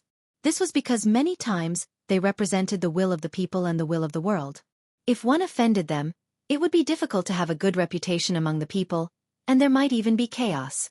However, Zhu Qizhen, who had a goal in mind, was ruthless this time. Any scholar who dared to talk about national affairs, especially those who criticized his actions, were all arrested. He did not hesitate to become enemies with some scholars because he wanted to restore the glory of the great Ming dynasty. He wanted to unify the north and south of the great Ming dynasty. He wanted to wash away the shame of his past. He wanted to be a wise ruler of a generation, a ruler of prosperity. In order to achieve his goal, he would do anything. It was also because of this that many scholars were implicated. Although some aristocratic families were still deeply rooted and were not implicated by this matter, they still had their own opinions. At this time, after King Min Zhuang succeeded the throne, he declared that the people of the world should be ruled by the people of the world. He declared that he wanted to become the ruler of the world. The difference between here and in history was that the Miao tribe leader Yang Wenba supported his actions. The reason was simple. Previously, when Zhu Qizhen recruited soldiers, he caused a lot of trouble in the south, which made Yang Wenba hate him. In addition, Zhu Qizhen was no longer the only ruler of the great Ming dynasty. In the north, there was still the existence of the substitute Zhu Qiyu, who was enough to compete with Zhu Qizhen. This greatly weakened Zhu Qizhen's strength. Therefore, Yang Wenba made a decision that was different from history. He supported the king of Min Zhuang instead. With Yang Wenba's support, King Min's strength increased greatly. Wugong, which was located in the southwest of Hunan province, was broken through in 3 days. After winning the first battle and taking down King Min's emblem, he finally gained the recognition of some aristocratic families. After receiving some support in terms of gold, silver, and grain, his power increased. He had the potential to become the king of the south. When King Min's matter came out, Zhu Qizhen naturally flew into a rage. While sending troops, he also sighed in the palace. Zhu Qiyu took the throne when his life and death was uncertain. It could be said that there was a reason for this. Although Zhu Qiyu did not recognize him later, when he came to Nanjing to establish the South Ming dynasty, Zhu Qiyu did not do anything to stop him. To put it bluntly, Zhu Qiyu acknowledged his existence in private.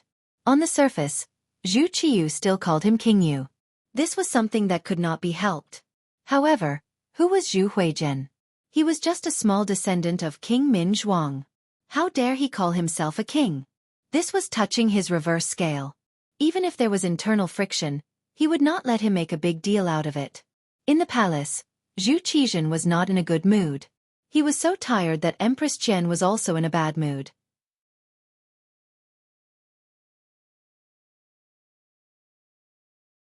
Chapter 316. It was a common situation in the Great Ming dynasty at that time. Not to mention that Empress Qian had always loved Zhu Qizhen. If Empress Qian was worried, she would be more worried. Empress, His Majesty is talented and intelligent. You don't have to worry too much. A young eunuch was standing beside Empress Qian and speaking carefully. He was a eunuch who was not very old but had an extraordinary manner of speech. He was Mao Mu, the eunuch who had been indebted to Yang Chendong, and was later ordered to follow Empress Qian out of the capital. Before the Tumu incident, Mao Mu already had some status in the imperial harem. Zhu Qizhen's life was unknown, and the chief eunuch, Wang Zhan, died in the chaos. As a eunuch promoted by Wang Zhan, he was also implicated.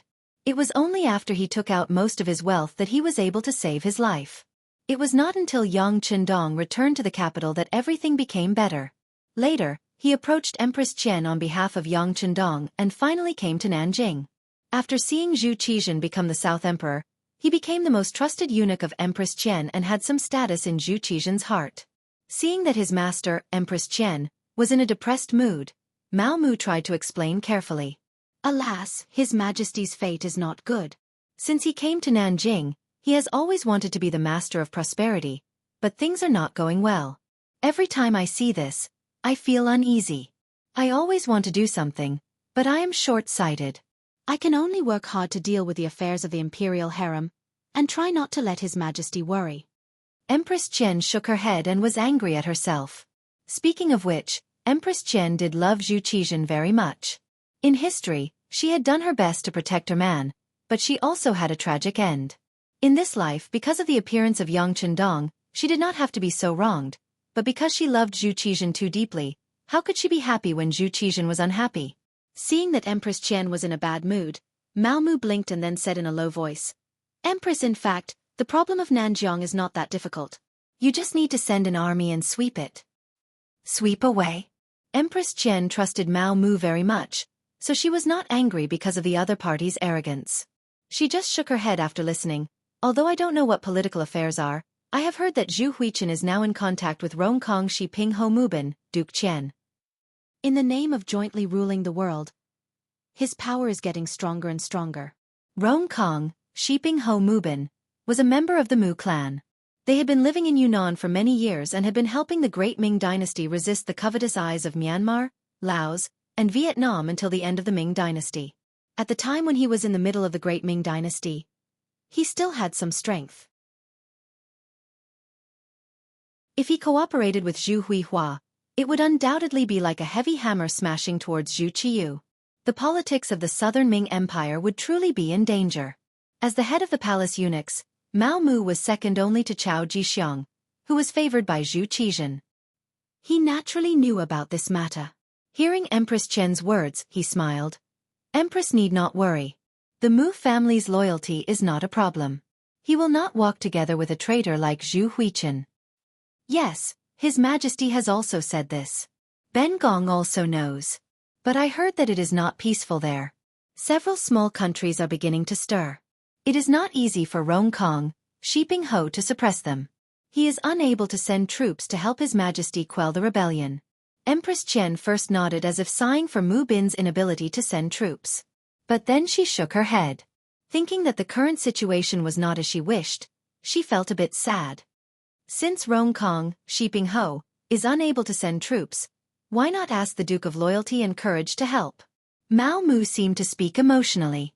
But after saying this, he quickly shut his mouth and knelt on the ground. Your Majesty, this subject misspoke. Facing Mao Mu's performance, Empress Qian was first stunned. Then something seemed to flash through her mind. Wait, what did you just say? This subject misspoke.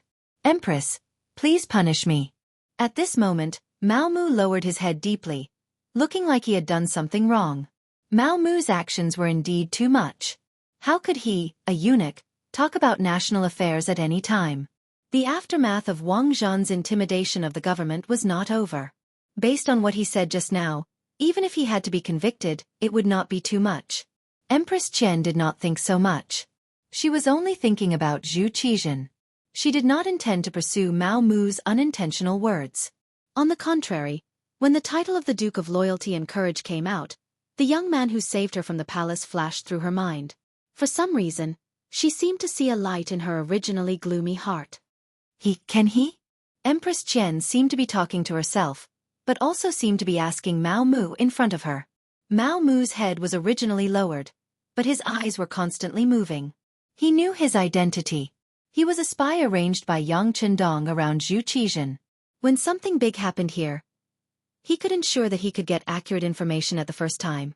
This time, the Security Bureau, which rarely contacted him, directly found him and said that the sixth young master was preparing to go south.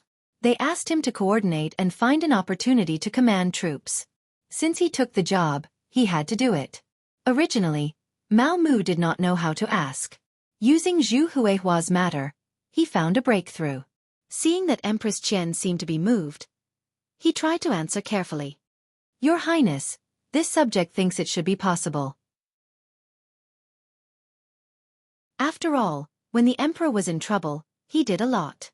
Now that the army is in chaos, if the Duke of Loyalty and Courage can come, it should not be a big problem.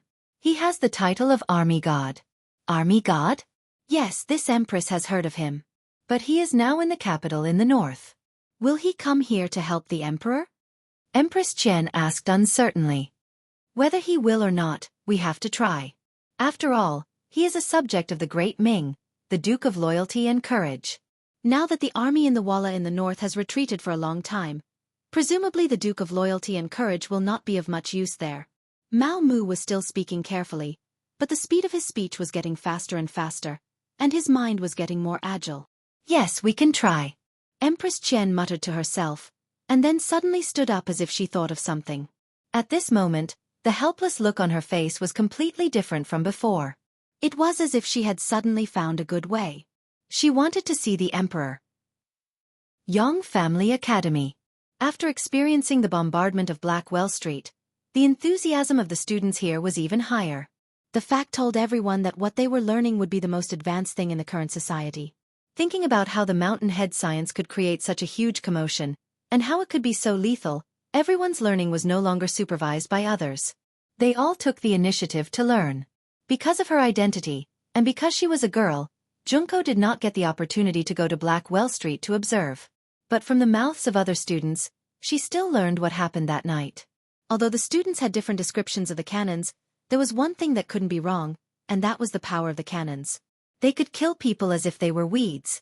Thinking that if such a thing could be used by her father, then the situation in Japan might be better. Her father would no longer be a puppet, and he would have real power, and then lead Japan into a stage of rapid development. After having such thoughts in her heart, Junko could no longer calm down. She began to have ideas about Yang Chendong.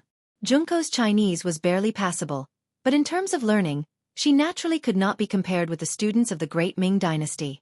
After all, her foundation was not solid, but fortunately, she had a shortcut, and that was to directly find the owner of this advanced artillery, Yang Chendong. After having this idea and thinking about the benefit she could give, Junko saw that Yang Chendong was about to leave after the class, so she trotted all the way to catch up with him. Yang Chendong, who was holding a textbook in his hand, felt Junko chasing behind him, and his footsteps could not help but slow down a little. Mountain head. Mountain head. Wait a minute.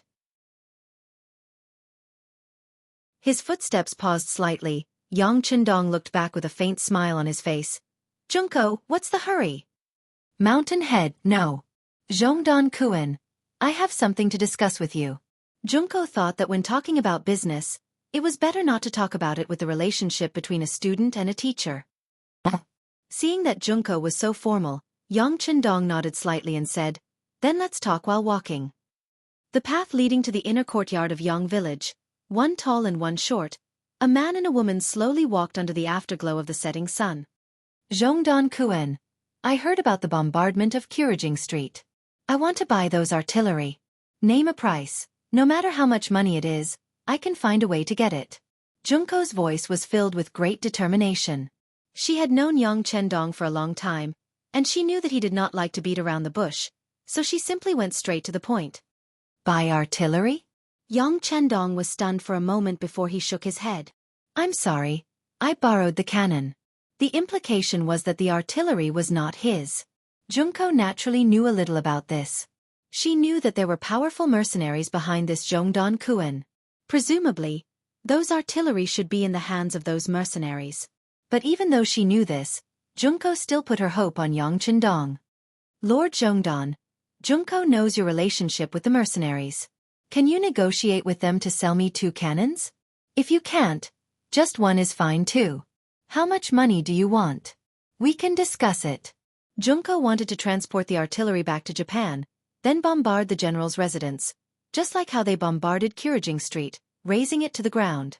In this way, the general and his aides would die under the artillery, and his subordinates would be like a group of dragons without a leader. Then, the emperor would take the opportunity to seize the real power. And to do all this, she could only do it through Yang Chendong. Her face was full of hope. No matter how much money it is? Yang Chendong pretended to be very curious and asked.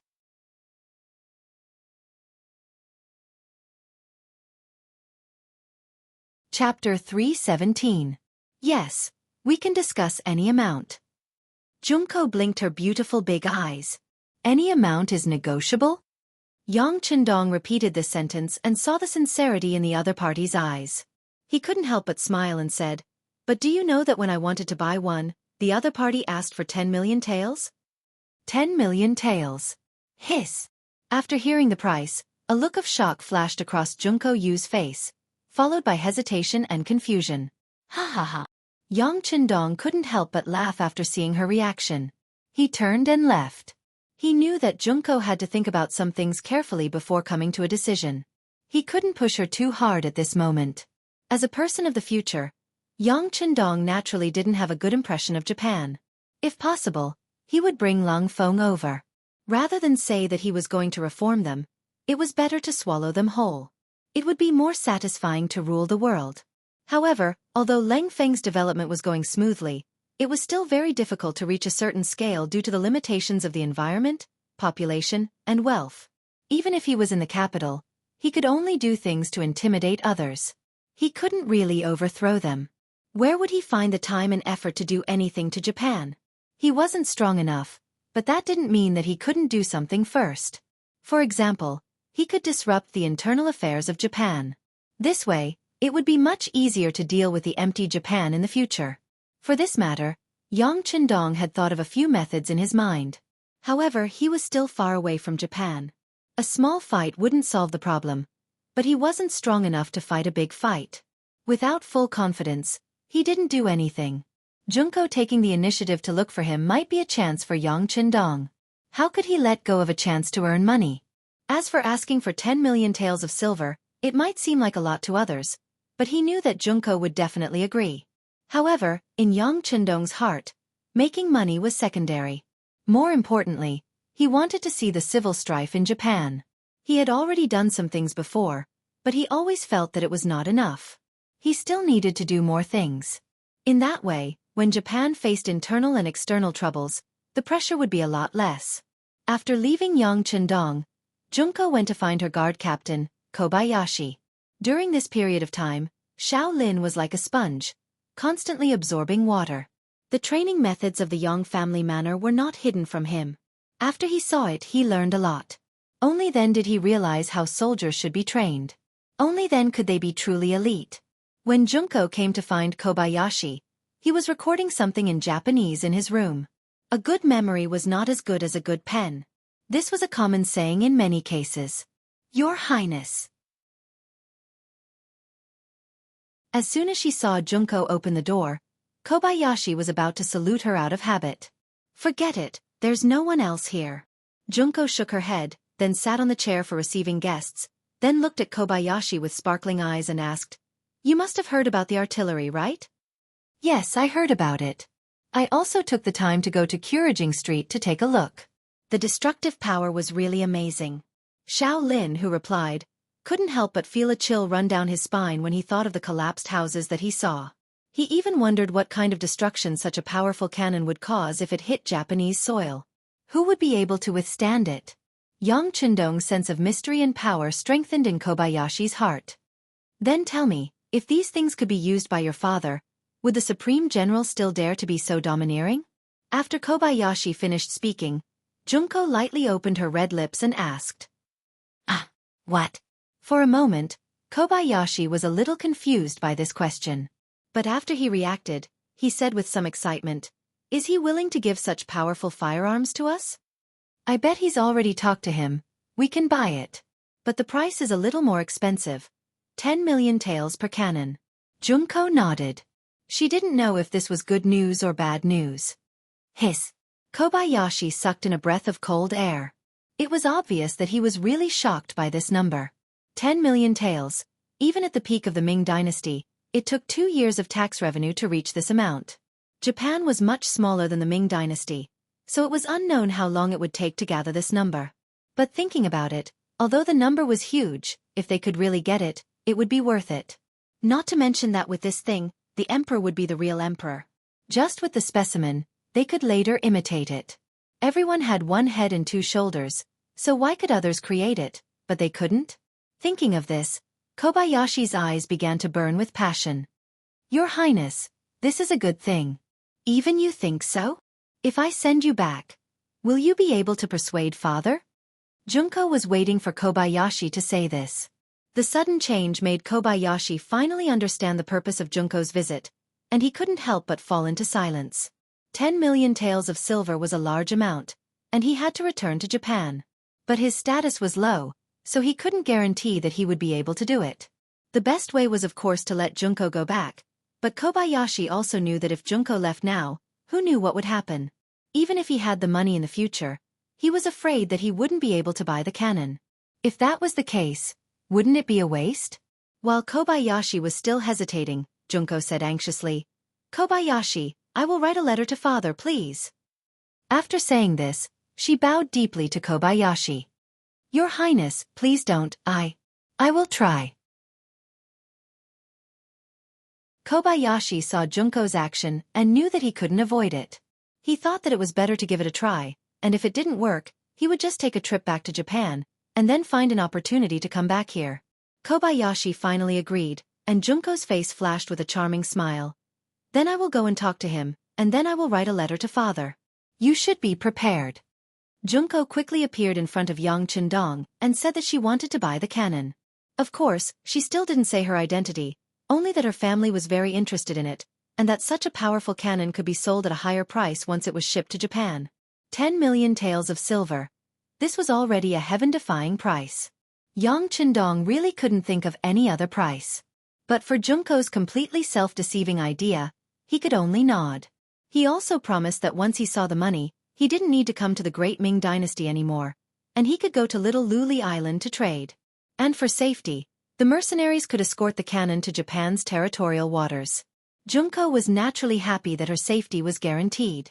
She was still very confident about whether or not she could get the cannon with the money. The source of this confidence was naturally her understanding of Yang Qindong. She knew that this person was a person who kept his promises, and he would never deceive her. Soon, Junko finished writing a letter. She wrote down what she had seen and heard in the Great Ming Dynasty, including the incident where her country sent samurai to attack the Tianjin garrison a while ago.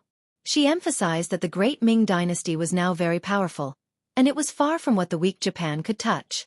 She also hoped that father could stabilize the situation in the country and strengthen himself first. As for the power of the cannon, she wrote in detail. The most important thing was that with this weapon, it could instantly turn the general's mansion into a piece of scorched earth, and at that time, it would be the time when the imperial power would be concentrated. That night, Kobayashi left with a letter written by Junko, and under the protection of 2 soldiers sent by Yang Qindong. He would go straight to Tianjin Guard, where there would be a special ship to send him back to Japan. Sometimes opportunities were fleeting, sometimes rare, but sometimes they came as they wished. It was unknown whether the Yu family and Wu Yong's luck was too good, but after only 3 days, the opportunity appeared. On the night of Kobayashi's departure, something happened that even Yang Qindong didn't expect. It didn't seem artificial at all, and the fact was that it was just a coincidence. The crown prince, Zhu Jianxin, was ill. As the only son of Zhu Qiyu, and the future successor of the emperor, his headache and fever were also national affairs. Because the illness happened at night and was a little urgent, the imperial physician, Li Qing, was called to the East Palace. After taking the pulse, he gave a prescription. After the medicine was boiled and taken, the illness not only didn't get better, but also became worse. At first, it was just diarrhea, but later, it became vomiting. This frightened the people who served here. The eunuchs first detained the imperial physician, Li Qing, and then reported the matter to the emperor, Zhu Qiyu, and Empress Han. After receiving the news, Dai Zong and Empress Han came to the East Palace with the imperial physician's office. Li Qing was also sent to the Ministry of Justice's prison to await punishment. Who was Li Qing? He wasn't as simple as an ordinary 8th-rank imperial physician. He had another identity, Yang Qindong's 5th brother-in-law, the Duke of Loyalty. As soon as something happened to Li Qing, the Li residents in the capital received the news. 5th sister Yang Qindong was even more anxious, and the first thing she thought of was her 6th brother, Yang Qindong. She hated that it was still dark, and the news couldn't be spread. As soon as the sky brightened, the security bureau in the city sent the news, saying that her 5th brother-in-law, Li Qing, was imprisoned in the Ministry of Justice's prison. It was said that he had injured the crown prince, Zhu Jianxin, but the details of the matter still needed to be investigated. Prepare the carriage. Let's go to the capital. Yang Qindong's feelings for his 5th sister were still very good. He could guess that his 5th sister was probably very anxious at this time, so he decided to go to the capital personally to ask for an explanation.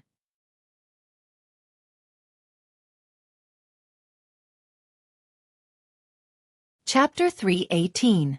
Yang Qindong suddenly entered the capital and saw 5th sister's carriage at the Yongding gate. Immediately, Yang Qindong comforted 5th sister and asked her to return to the residence and wait. He would investigate everything and give her an explanation. With 6th brother taking action, Yang Li was naturally relieved. She also knew that it was not good for a woman to appear in public at this time, so she returned to the residence. At that time, many people saw the scene of the conversation, and the news quickly spread to all sides. When Yen Tao heard the news, he couldn't hide the joy on his face. The Duke of Loyalty suddenly entered the capital, so the security around him would not be as tight as usual. This was their opportunity. He immediately went straight to Changshan Inn to inform Wu Yong to make preparations.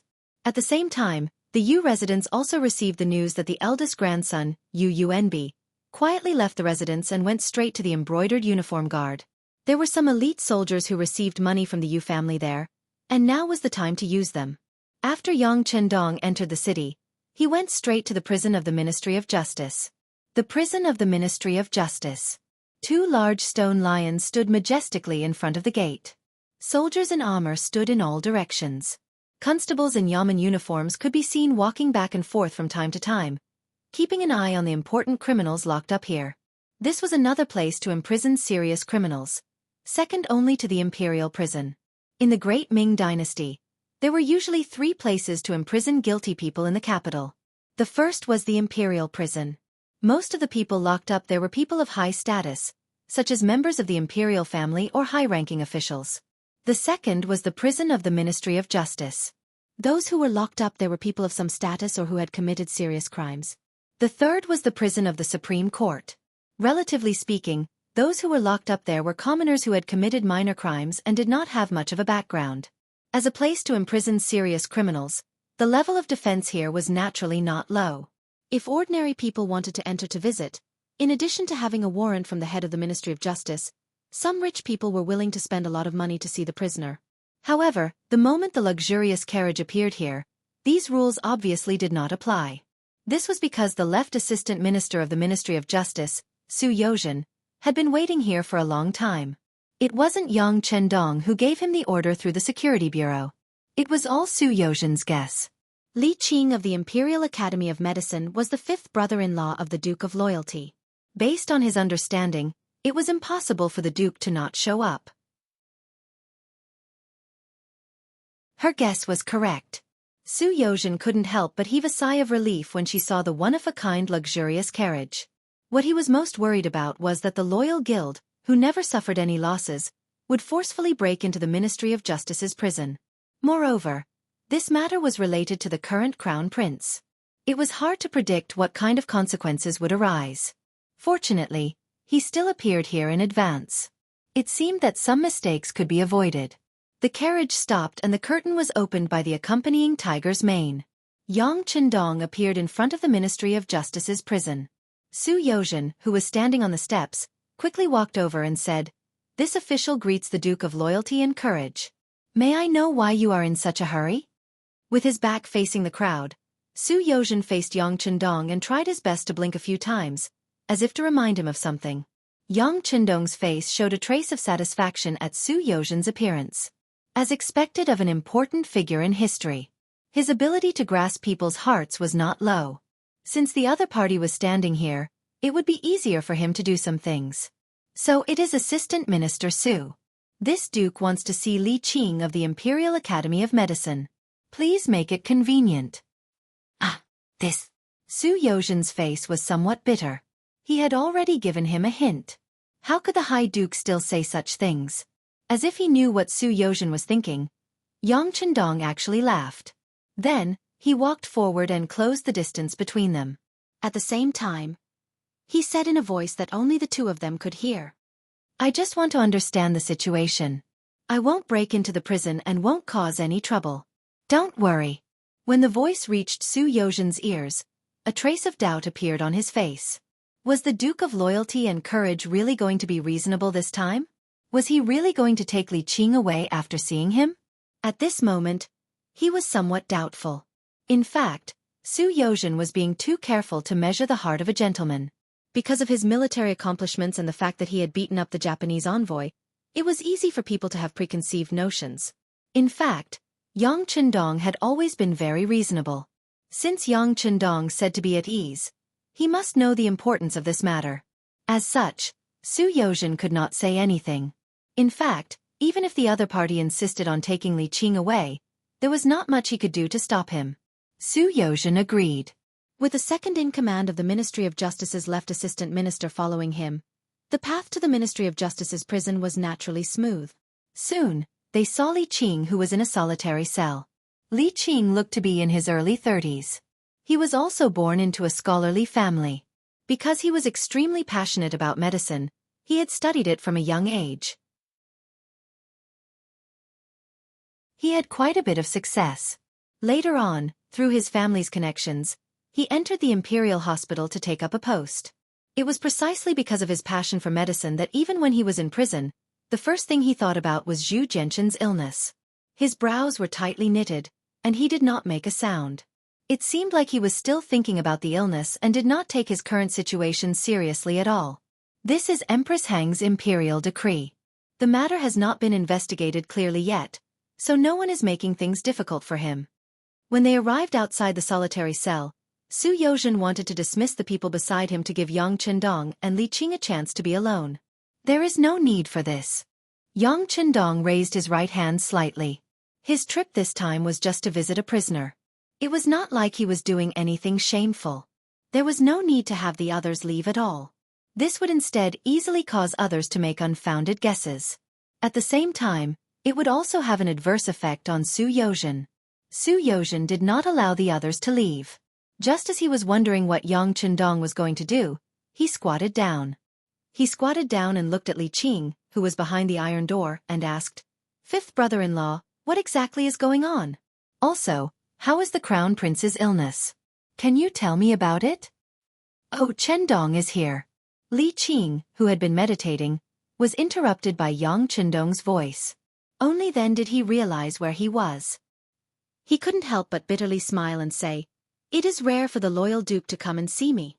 I am endlessly grateful." "Okay, fifth brother-in-law, let's talk about serious matters. What is going on with the Crown Prince's illness?"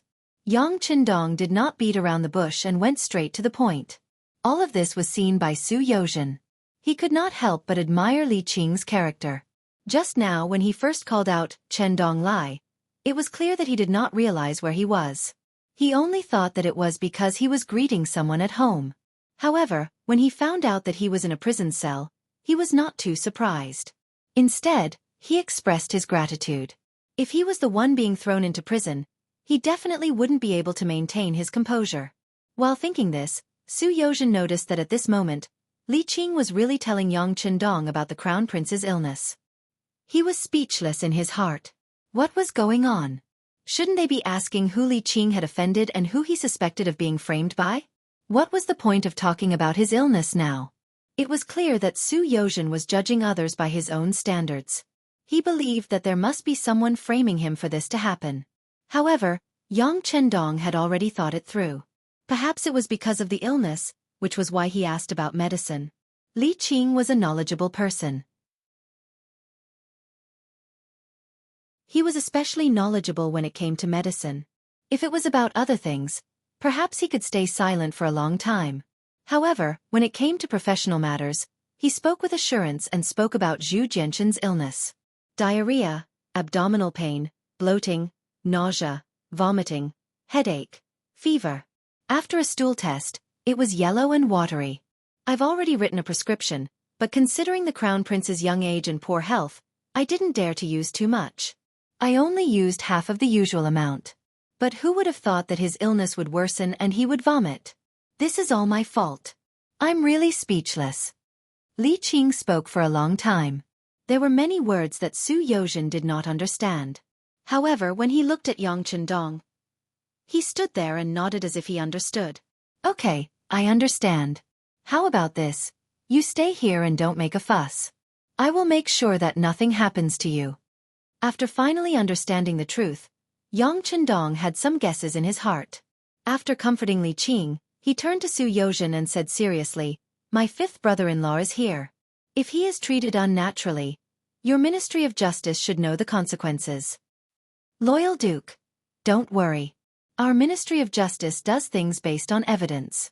With someone watching, Su Yozhen naturally spoke with an official tone. "That would be for the best." Yang Qindong nodded and left with large strides. At the entrance of the Ministry of Justice, he re-entered the luxurious carriage. However, the carriage did not leave for a long time. Su Yozhen, who was waiting to see him off, was puzzled. Su Yozhen did not understand what Yang Qindong was doing. Just as he was about to ask, the curtain of the carriage was opened again. Yang Qindong appeared with a box in his hand. "Give this to the Crown Prince.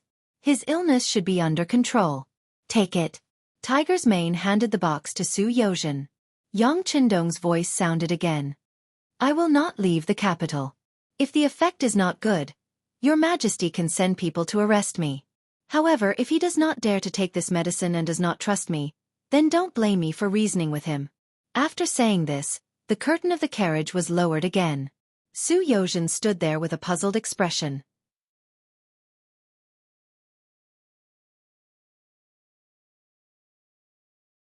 Chapter 319. However, since Yang Qindong had said so, what else could Su Yozhen do? She could only nod her head and head back to the palace. In the carriage, Yang Qindong sighed. After hearing Li Qing's words, he went into the large warehouse to investigate and found out that Zhu Jianxin was suffering from viral enteritis. This illness was naturally not a serious illness in the future, but in the past, it could have been fatal. Thinking back, Zhu Jianxin's early death might have had something to do with this. This matter was not complicated, and it was not that the imperial physicians were not skilled. It was just that the crown prince's illness came too quickly. In addition, he was a child and had a weak body. If strong medicine could not be used, it might harm the body and cause a greater rebound. People would always say that many times, the imperial physicians were not as good as some barefoot doctors when it came to treating illnesses. This was actually a misconception. To be able to enter the imperial hospital, which one of them did not have real skills? After going through layers of selection, and their family background was clean? The reason why some illnesses were not as good as the treatment methods of the country doctors was because the patients they faced were either rich or noble. These people had a common problem, and that was that life was very precious. For example, if they had the same illness, if they were ordinary people, it was fine if they died, but if they survived, it would be a skill that could make them famous. The barefoot doctors could naturally do things without restrictions. Sometimes they even came to treat patients with experimental methods. However, in the Imperial Hospital it was completely different. They first had to ensure that they did not make any mistakes and protect themselves. In this kind of environment, it was fine if they did not do well, but they could not mess things up. Most of the time they used conservative methods. Some small illnesses would not be cured quickly due to various misgivings, and it was not uncommon for it to become a serious illness. What was Zhu Jianxin's status? The crown prince. He was the future emperor. In addition, his birth mother was Empress Hang, the eldest son of the first wife, and the only son of the substitute emperor, Zhu Qiyu. His importance could be seen. There really wasn't the slightest bit of accident or carelessness. Li Qing was a good example to learn from. Li Qing's matter also rang an alarm bell for the other imperial physicians. What if his body couldn't take it and there were side effects? There was no need for that. Ordinary methods were too slow to take effect, and it was normal for new situations to occur at any time. As a result, they were all hesitant and wanted to decline. In the face of such a situation, Zhu Qizhen was naturally enraged. He even threatened that if anything happened to his son, he would find trouble with these imperial physicians. But even so, no one would take the initiative to stand out and cause trouble. Most of the time it was one thing to be punished passively, but it was another thing to take the initiative to take responsibility and look for trouble. It was at this moment that Su Yozhen arrived. He brought the medicine that Yang Qindong had given him. It was a small box with a strange packaging. Inside it was a long red and white pill. In fact, it was just the most common enteritis calming capsule in the future. Through Li Qing's description and his confident tone, Yang Qindong had a rough understanding of his condition. After entering the carriage, he flashed into the large warehouse. After another round of investigation, he confirmed that the Crown Prince Zhu Jianxin was most likely suffering from viral enteritis. Then, he took out the medicine for the illness. The existence of the large warehouse was an unlimited cheating device. Anything that was placed inside would never expire. This was also Yang Qindong's greatest reliance. After Su Yozhen received the capsule, he came all the way to the imperial palace. It would be a lie to say that he did not have any suspicions or speculations. But when he thought of how much effort and money the Duke of Loyalty had spent on him, if something happened to him, it would not be in the other party's interest. When he thought of Yang Qindong's strange methods, he finally chose to believe him. Of course, he could only be responsible for delivering the capsule. As for whether the emperor would let Zhu Jianxin take it, that was something he could not do. In the imperial palace, the imperial physician's self-protection made Zhu Qiyu furious. As soon as Su Yozhen appeared and presented him with the medicine, he saw a turning point. He immediately ordered a few imperial physicians to study the medicine to see if it was poisonous. He even purposely had a eunuch take the medicine. After ensuring that there was no danger, he finally gave it to the crown prince. The medicine started to take effect. The crown prince did not feel as uncomfortable and fell into a deep sleep.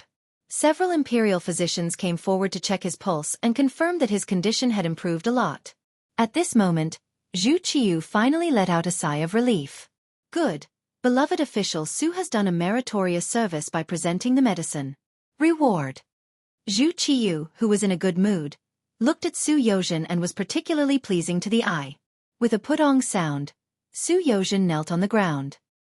He hurriedly explained in detail that the medicine was delivered by the Duke of Loyalty.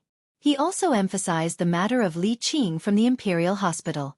With meritorious service, no one would push it away. However, Yang Chendong was still waiting for news in front of the Ministry of Justice's prison. At this moment, how could Su Yozhen dare to be greedy? Zhu Qiyu stood there and quietly listened to everything. After the matter was clear, he couldn't help but feel a lingering fear. He originally thought that the medicine was a folk prescription that Su Yozhen had obtained. In addition, the matter was urgent, so he did not ask too much. Now that he knew that it was done by Yang Chendong, he was worried that this medicine that he had never seen before might have other side effects. After all, the crown prince had an accident. When he was in danger, there was no one to inherit his mantle. If Yang Chendong was suspected of rebelling, doing things like this was not impossible. He had some doubts in his heart. After all, Yang Chendong's power had long created a situation where his meritorious service shocked the emperor. Logically speaking, based on his meritorious service and the things he had done, it would not be excessive to give him the title of one of the three dukes. However, Zhu Qiyu did not do so. It was because his weakness could easily create a sharp contrast with the other party's strength. Fortunately, this Duke of Loyalty and Courage followed the rules. When he had nothing to do, he would do his best to be a teacher in the Yang family manner. He also rarely interacted with the important officials in court. As the emperor, he was very satisfied with this kind of method of not forming cliques. In order to compromise, as long as Yang Chendong did not do things too ostentatiously, he would also turn a blind eye. For example, when he beat up the Japanese envoy and wrestled with Minister Yu Shiyue, he only reprimanded him. He did not do anything excessive. It seemed like the well water did not interfere with the river water, but in reality, both sides were secretly on guard. In this kind of environment, if Zhu Qiyu knew that the medicine was given by Yang Chendong, he probably would not dare to eat it. He did not reprimand Su Yozhen for not explaining the source of the medicine first, because Zhu Qiyu also knew that once she explained it clearly, the crown prince's condition would worsen. All right, Zhen understands the matter. It seems that Imperial physician Li Qing was wrongly accused this time. How about this, you release him and promote him by 1 rank? As Zhu Qiyu spoke, he waved his hand, indicating that Su Yozhen could leave. Yes, your majesty. After Su Yozhen agreed, she bowed and left. In his heart, he understood that this matter was over. He didn't reward Yang Chendong, who had taken out the medicine, because the emperor didn't want to have any more dealings with him. However, raising Wang Qing's rank was actually a gesture of goodwill. The Duke of Loyalty and Courage entered the city. And it seemed that he entered the city in a hurry, so there were not many guards around him. As soon as the news came out, Head Constable Yen Tao came to Changshan Inn. In the past few days, Wu Yong had done a lot of things. With gold and silver, and some connections with the Black Water Gang, he had found many Lulin experts. The famous ones were Copper Whip Wang Gui, Silver Spear Song Gang, Swimming Dragon Hand Li Zixing and others. These people's martial arts were not low. They had stayed in the Black Well Street for a period of time because of a mishap and were taken care of by boss Hu Huaihai. It was because of this relationship that these people contacted Wu Yong in 2s and 3s under the promise of great benefits. Although the matter with the Black Water Gang had come to an end, Wu Yong still did not dare to move around in the capital during the day. When Yen Tao came to find him, he was lying on the bed to catch up on his sleep. However, when he heard the noise, he immediately stood up. When he got up, a short sword was already in his hand. It's me, don't be so nervous. I came to tell you that he entered the city and is now at the entrance of the Ministry of Justice's prison. There are only a dozen guards around him. Yen Tao's voice came in an extremely low volume. Then, the inn quickly became quiet again, giving people the feeling that this place had always been quiet.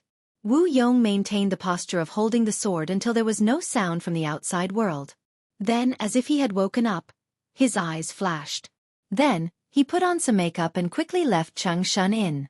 Although with his status, it would be more dangerous to go out during the day, some opportunities were fleeting. If he did not seize them, he did not know when the next opportunity would come. As for Yen Tao, after leaving Xianxia in, he went to Yu Mansion again. This time, it was easy for him to walk in. The person who received him was the eldest grandson of Yu Mansion, Yu Yunbi. He had also received the news and was waiting for his arrival. Then, a large net covered Yang Chendong's head. However, before everything happened, it was still very calm, like the darkness before dawn. There was no wind, no rain, and no sunlight. In front of the Ministry of Justice's prison, Li Qing was released. He did not show any fear on his face.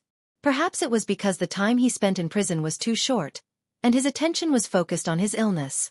Fifth sister Yang Chendong also rushed over in the Li family's carriage. When she picked up her husband, the two of them expressed their gratitude to Yang Chendong. In this regard, the sixth young master Yang casually waved his hand, as if he did not care. Since they were family, he wouldn't be stingy when it came to helping out. Not to mention, Li Qing was indeed a talent, a professional talent. If he could gain more experience, he had already begun to consider whether or not he should bring him to his side. You're tuning in to the Wisdom Diary YouTube channel. Don't forget to subscribe and join us on this journey to catch the most captivating stories.